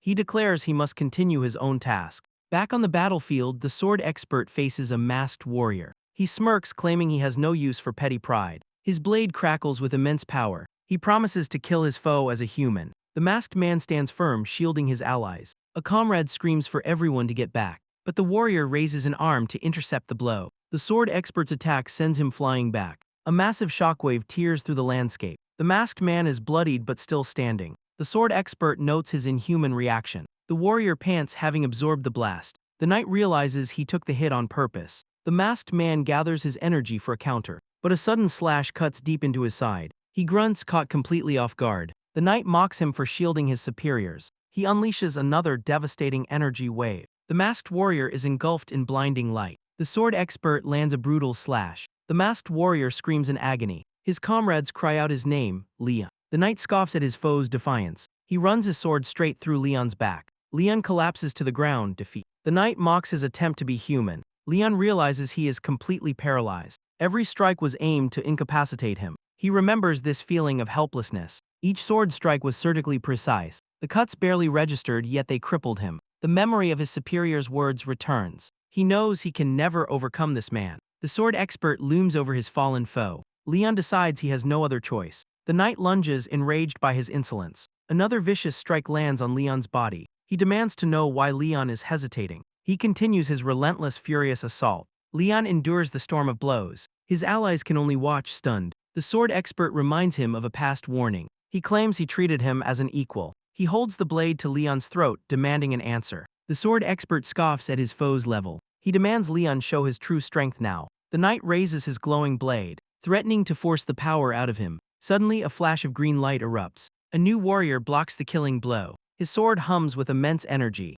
The intervener looks down at the fallen Leon. The sword expert is thrown back by the impact. A hooded man questions Sir Martin's actions. He mentions the Sworn Knight's infamous temper. Sir Sesrak asks why he'd waste his strength. Martin roars, calling this a dishonorable interruption. Sesrak reminds him it was a duel, not a slaughter. He tells Leon to recover for the coming war. He warns Martin not to tarnish their leader's name. He tells Leon's allies to tend to their valuable warrior. With that, Sesrak and his knight withdraw. They will meet again on the battlefield. The two men depart, leaving the scene behind. Leon's comrades finally rush to his side. He clenches his fist, furious at his defeat. Later that night, under a starry sky, two figures discuss the day's events. Martin claims he was merely defending himself from a beast. Martin dismisses the question of Leon's control. Sesrak asks if his ambition is worth more than the war. Martin smirks, dismissing the war entirely. He claims Sesrak should know the truth. The Empire is suffering from a severe shortage of knights. They've resorted to using puppets fueled by sorcery. But now the Empire believes victory is within reach.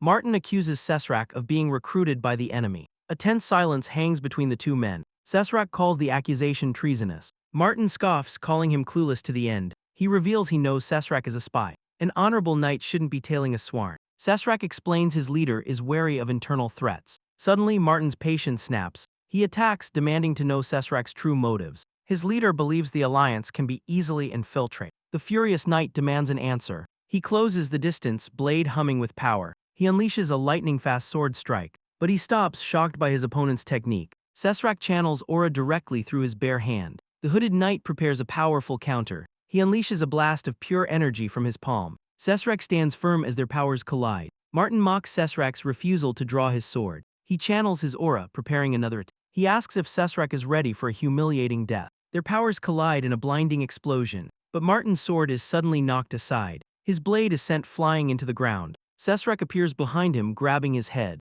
He finally reveals why he didn't draw his weapon. Blue energy crackles around Martin's skull. He couldn't afford to damage his clothes. A massive blast of power engulfs the area. The scene flashes back to the Allied camp. A new figure in a horn mask appears. A commander, Beliones, tells him to stand down. The masked man, Rosemary, defends his actions as necessary. He reminds Beliones of the enemy's puppet soldiers. He admits his minotaur drew too much attention, but insists they must risk everything to win. Beliones questions if Rosemary even cares about victory. He stares down the masked warrior, suspicious. He asks if Rosemary thinks the alliance has any hope. Rosemary is taken aback by the question. Beliones doubts the alliance can survive, win or lose. Rosemary listens, his expression unreadable. Beliones says the leadership is consumed by internal squabbles. Beliones says the nobles are feasting, not fighting. He calls them spoiled children, blind to reality. Rosemary stands silently before his commander. The masked man scoffs at his despair. Beliones lets out a bitter laugh. He's arranged a duel with an imperial knight. He tells Rosemary to preserve his forces, no matter what.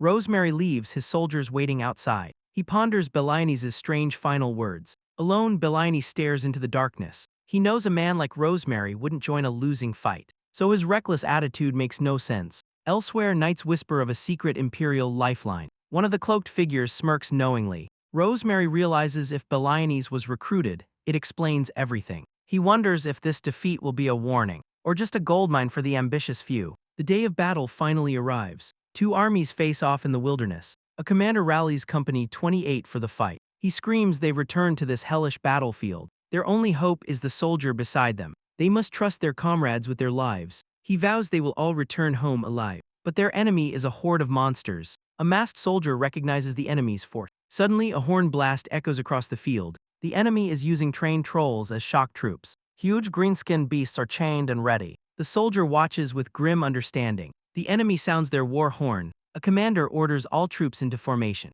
Beliones steps forward, representing his entire army. He declares they fight for the land itself. He condemns their illegitimate invasion. Beliones vows to teach them the meaning of chivalry. He draws his sword, its edge gleaming. He challenges them to send a champion forward. His challenge is laid before the enemy horde. From the enemy lines, an imperial knight emerges. The knight walks forward, confident Beliones will turn. The two champions face each other in the dust. His opponent smirks, ready for the fight. The battlefield falls silent as they prepare. A cloaked man watches, stunned by the duel. The hulking soldier beside him remains silent. The cloaked commander addresses the soldier as Leon. He explains this is a duel between high-ranking knights. His eyes are fixed on the coming battle. He tells Leon to burn this moment into his memory. The duel erupts in a blinding flash of power. The imperial knight swings, his blade crackling with energy. He smirks, recognizing his opponent's strength. He notes the fierce grace in Beliones' swordplay, but he senses a critical opening. Beliones seems to be using too much power too soon.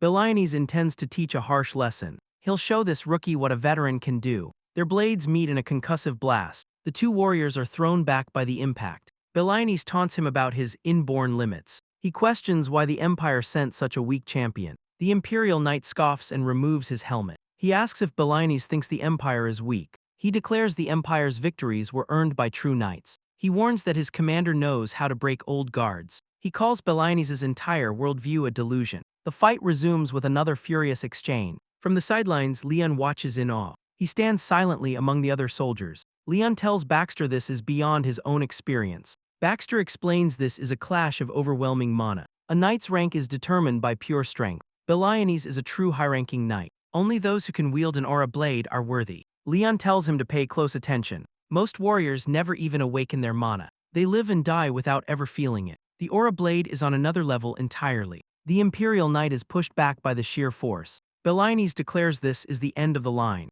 Their blades clash in a blinding flash. He runs the knight through, mocking his arrogance. But Beliones seems almost intrigued by the attempt. He rips his sword free, tossing the knight aside. Baxter watches the brutal display unfold. Beliones raises a magic circle, addressing his army. He declares the enemy vanguard has been slain. He rallies them to reclaim their stolen lands. The Alliance soldiers roar, their morale soaring. Today, even the Empire's black walls will fall. The soldiers praise their undefeated vanguard. Leon screams for them to tighten the formation. Suddenly, Baxter is struck from the side. Leon turns, his face a mask of shock. A volley of barbed spears rains from the sky. His eyes narrow with grim determination. A golden shield materializes, deflecting the spears. He realizes this wasn't a mana attack at all. How could their guidance charge be this powerful? Leon curses the enemy's hidden strength. Another blinding flash engulfs a soldier. The golden shield can't protect everyone. He screams for the 28th Company to scatter. But a new threat soars through the air. Flaming bundles of straw rain down. A soldier watches them descend from above. They detonate in massive explosions. The Empire's soldiers call them cheap tricks. Fire rips through the Alliance formation. Even some of their own are caught in the blast. Screams echo as the battlefield burns. A knight in full plate gives the order. The Alliance heavy cavalry prepares to move. Horses thunder across the scorched earth. The Empire's commander orders them to hold the line. But the red-plumed knight smashes through. The Alliance formation is broken and burning. A different commander issues a final order. He rallies the Arcadian knights to charge. Their blades gleam as they ride as one. The Empire's soldiers see the cavalry coming. Their commander calls for spearmen to the front. They must not give the knights an opening. The Arcadian charge shatters the front line. An Empire commander screams for spearmen to hold. They must not let a single knight pass. But the cavalry charge is unstoppable. A storm of steel and blood. Cries of agony rise from the battlefield. The order to hold becomes a desperate retreat. Arcadian knights cut through the fleeing soldiers. A new heavily armored unit moves forward.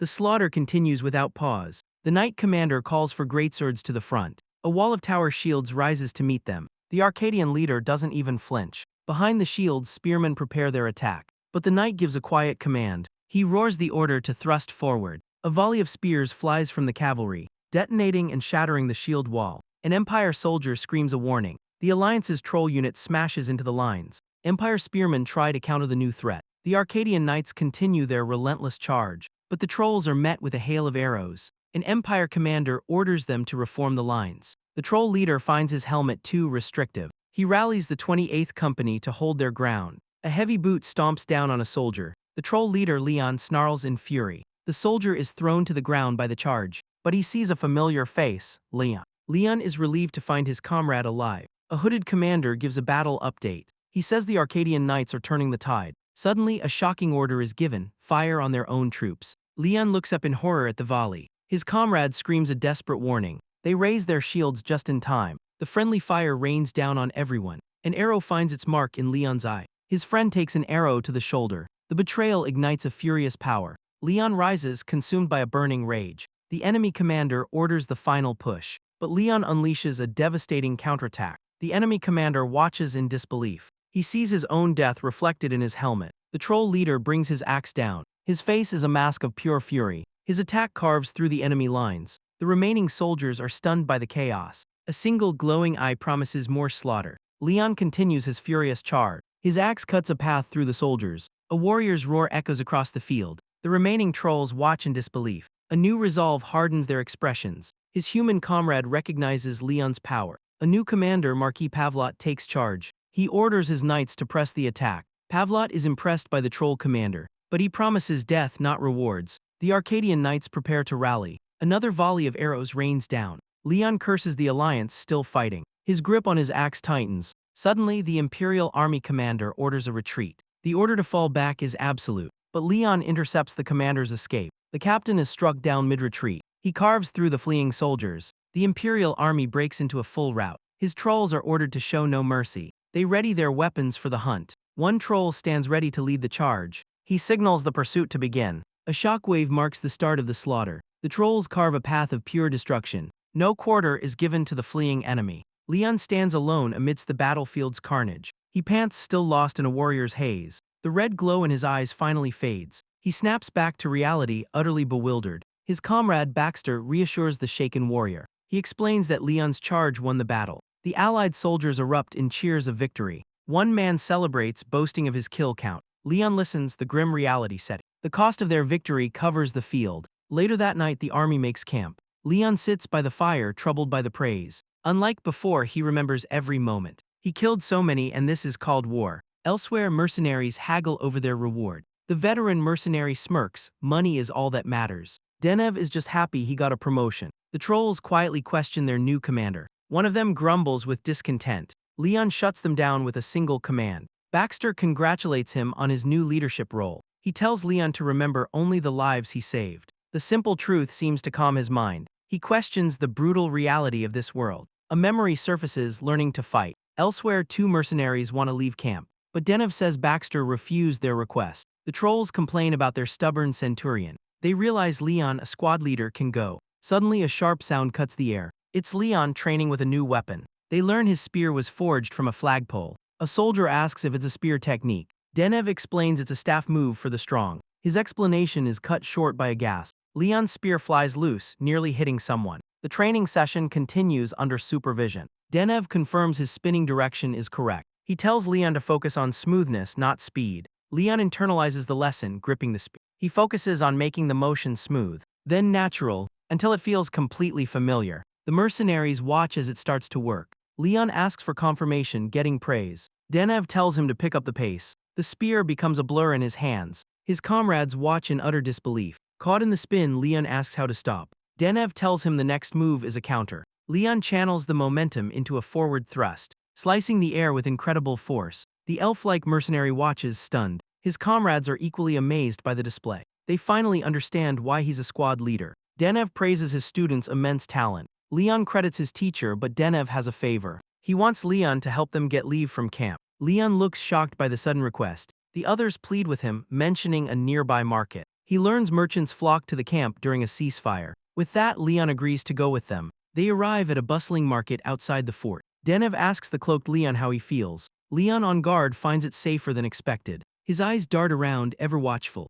A group of women approaches the mercenaries. They flirt with the men, guessing their profession. Denev tells the group to meet back in 2 hours. The other two mercenaries happily agree. The plan is set, reconvene in 2 hours. Leon stands alone, still cloaked and vigilant. Suddenly, a hand taps him on the shoulder. A woman in red approaches him with time to kill. Leon is completely flustered by the sudden attention. She teases him for being the youngest of the group. He's never experienced anything like this before. She offers to be his guide around the market. She leads him to a quiet alley to rest. She asks his name and he shyly answers, Leon. She compliments his name, preparing to introduce herself. But first she reaches for his face covering. She pulls down the mask, revealing his true face. Her flirtatious smile twists into pure horror. A piercing scream echoes through the alley. She flees in terror, leaving Leon alone. He watches her go, a familiar sadness in his eyes. He notices she left her fur stole behind. Night falls over the mercenary camp. Elsewhere, a leader questions his mission's purpose. He asks his knights why he chose them.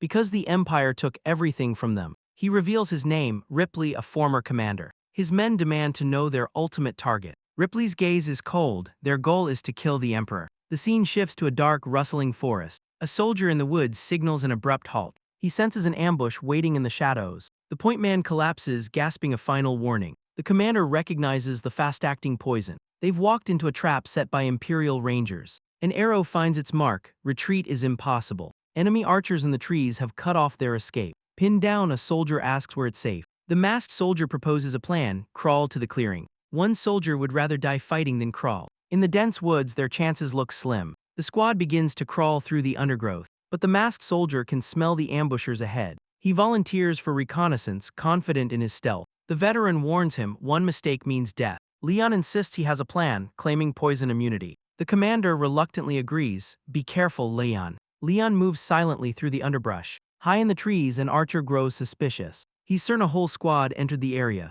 A faint rustle catches his attention. He spots his target and lets a bolt fly. His bolt pierces a small, startled bird. Annoyed, he wonders if his target's fled. The archer decides to relocate, unaware he's being watched. Leon ambushes him from above, a swift takedown. Another archer calls out to his now silent leader. Leon mimics the dead leader's voice, dismissing the call. But the second archer is grabbed from behind. Pinned to the ground, he sees his attacker's skin. He wonders if they brought an ogre to war. A brutal snap silences the archer instantly. Later, the commander asks if Leon held back. They've captured an Imperial Ranger, mostly unharmed. The leaders inform him his poison capsule is gone. Defiant, the Ranger swears he will never talk. But they have methods far worse than torture. The commander asks if he's heard of a half-ogre. Leon removes his helmet, revealing his true face. The Ranger's confidence shatters into pure terror. They threaten to feed him to their living weapon. The veteran taunts him about being eaten alive. The Ranger breaks, screaming he'll tell them everything. A commander announces they've located the enemy Rangers. Their victory was secured by the 28th Company's sacrifice. The Marquis himself commends their mercenary. Their reward is a grand feast and 10 days leave. Baxter, the masked soldier, is getting another promotion. He reminds them to stay sharp after their break. The soldiers cheer, giving all the credit to Leon. The commander looks over the celebrating mercenaries. He roars for them to enjoy their hard-earned feast. The mercenaries celebrate their hard-won victory. But Leon sits alone, thinking of the battle. He recalls the deadly, undodgeable poison arrows. Baxter approaches, assigning him a personal aide. The young woman introduces herself as his new servant. She smiles warmly, telling him her name is Janara. Later that night, Janara finds Leon's tent. He responds curtly, and she stammers nervously. She looks terrified, questioning his intentions. He explains it's just a quiet place to rest. She insists on staying, so he offers her food. She declines, but he insists they eat together. She questions if it's proper for a servant. He reassures her, and she gratefully accepts. As they sit down, Leon decides to be honest. He tells her he doesn't need a servant. Janara is crushed, asking if she made a mistake. He says it's not her, he just has no use for one. She begs to stay, but he warns her off. She denies it, calling him a kind person. He's never been called gentle before, so he removes his helmet, revealing his true face. Her smile freezes, her eyes wide with shock. He waits for the scream, but only silence follows. He realizes she's fainted standing up. But it's not a scream, just a hiccup. Leon sighs in relief, almost amused by her reaction. Janara bows, apologizing for her shock. He thanks her for not running away. She admits his face isn't that scary. He's grateful for her kindness. She asks if he's a half-ogre, and he confirms. She wonders if he's met others like himself. He says no, believing his fate is a singular curse. Janara finds his loneliness strange. She's never met anyone quite like him. She sees past his appearance to the human within. She tells him to look closely at his eyes. They aren't a monster's eyes, they're human. In fact, they're the prettiest she's ever seen. Leon is flustered, blushing at the compliment. She insists she's not lying, that he's different. Her words strike him to his very core. His heart pounds in his chest. All his life, he's only imagined this moment. Sharing a quiet moment with a beautiful woman. A dream he thought impossible for a monster. Later they talk, and she hopes her family is safe. She asks if he will return to the war. With a bright smile, she begs him to survive. She wants him to survive until the world sees his kind heart. He promises himself he will definitely survive. The scene shifts to a brutal forest battle. Masked archers take aim from the trees. Human soldiers form a shield wall against the trolls. Arrows rain down, piercing the troll's flesh. A commander screams for the ballista to be fired. The massive siege weapon is given the order to shoot. A glowing bolt tears through the air. It impales a troll, a direct hit to the chest. The creature is thrown back, pinned against a tree. The human soldiers celebrate their successful attack. But their commander knows they must destroy that ballista. A troll roars, deflecting arrows with its gauntlet. The ballista is reloaded, ready to fire again. Suddenly, a figure leaps from the trees. The ballista operator looks up in shock. A massive axe smashes the siege weapon to pieces. The commander recognizes the attacker, it's Leon. A soldier identifies him as the 36th Company's leader. Leon stands alone, his huge axe ready. He spots more enemies in the trees, elite rangers. The rangers are ordered to open fire. Leon braces himself for the incoming volley. He swings his axe, deflecting an arrow with sheer force. An elite ranger stares in utter disbelief. Leon slams his axe deep into a tree trunk. The violent impact throws the archers off balance. He stomps down, shaking the entire tree. The rangers cry out, losing their footing. He sends them crashing down from the canopy. Leon's allies see he has cleared a path. They seize the opening and charge forward. On the ground, one ranger checks on his comrade. Suddenly, a hulking troll barrels toward them. The downed ranger can only watch in horror. Elsewhere, knights observe from a fortress wall. The wounded ranger accepts his grim fate. Leon's ally faces off against a golden knight. The elite ranger commander glares, ready for battle. The battlefield descends into a chaotic melee. Another volley of arrows flies through the air. A soldier's shield deflects the deadly barrage. The ranger commander holds his ground, unflinching. The human commander orders his rangers to take cover. He calls for the ballista to be reloaded. With a roar, he gives the order to fire. The massive bolt tears across the battlefield. The ranger commander is engulfed in the blast. His helmet reflects the unfolding destruction. An orc warrior's eyes glow with fury. He lets out a guttural roar, charging forward. His target is the fortress wall itself. He smashes through the gate with raw power. The brute feels a moment of resistance. Elsewhere, Leon's ally calls for a boost. He uses his comrades back as a springboard, launching himself high into the air. He soars over the enemy's spear line and crashes down, shattering their formation. His massive axe gleams in the chaos. With a roar, he prepares for the melee. He carves a devastating path through the soldiers. The human commander sees they've broken through. He shouts the order to reform the lines. But Leon's other ally is struggling, exhausted. The Golden Knight has him completely pinned. Suddenly, the knight's sword crackles with lightning. The electrified blade strikes with blinding force. Leon's ally cries out, pierced by the blow. The knight raises his sword for the kill. A brutal slash sends the warrior flying back. He collapses, bleeding heavily but still conscious.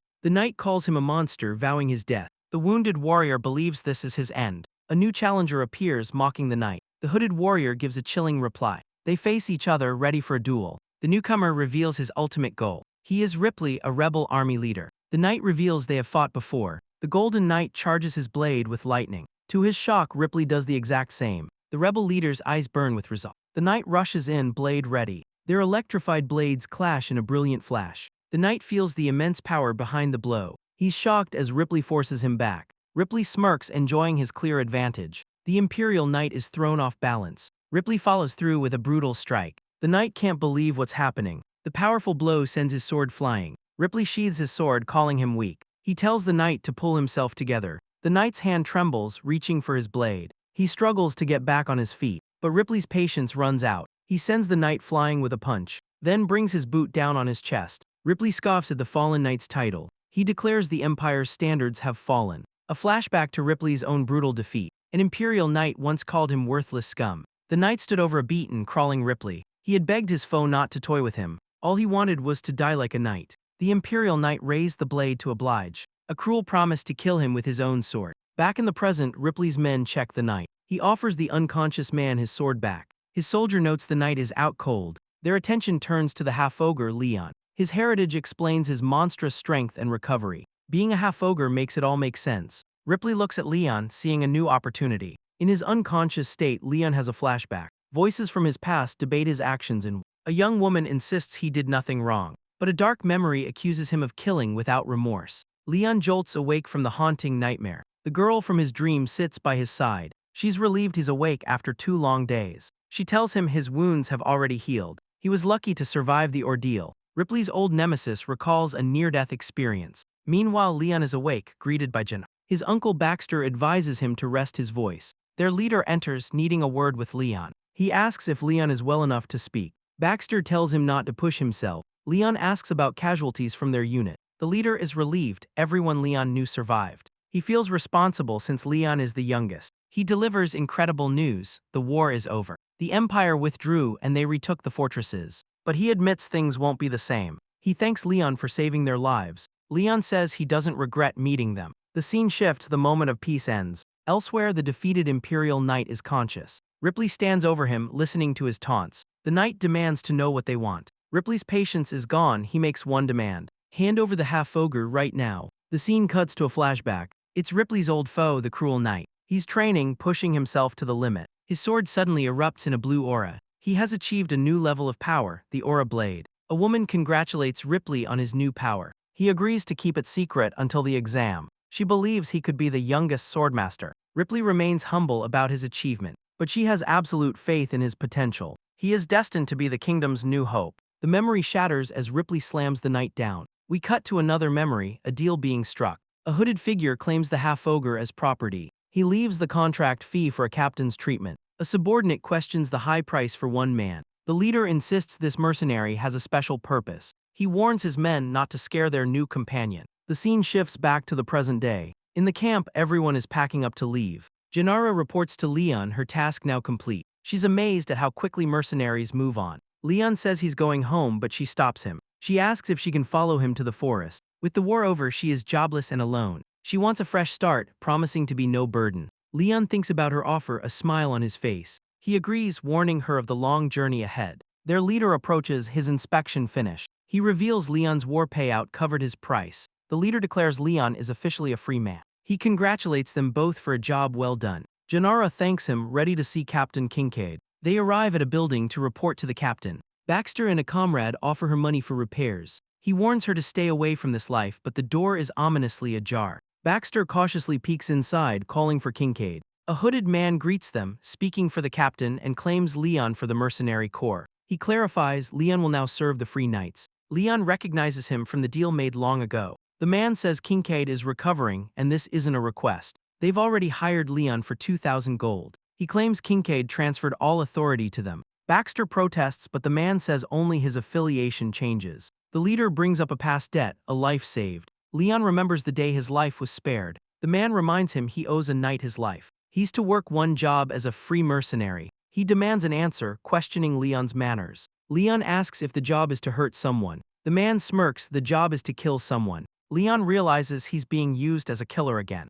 His mind screams that he is not a mercenary. He never wants to get used to the slaughter. It was never bloodlust, just battlefield rage. He remembers the endless, bloodthirsty battlefield. Was he destined to be a tool of war? He fears becoming a monster who craves blood. But Baxter steps forward, refusing the deal. He draws his sword, telling Leon to run. The knight leader scoffs, talk is now over. Baxter declares Leon is not a slave for sale. Pushed to the edge, Leon threatens to fight back. The leader scorns the mercenaries' pathetic defiance. Baxter has been waiting for this moment. He remembers Leon's words about having no regrets. And with a roar, he charges forward. The knight leader draws a glowing, powerful blade. In a flash, the fight is already over. With a sword to his throat, Baxter is defeated. Leon surrenders, agreeing to all their terms.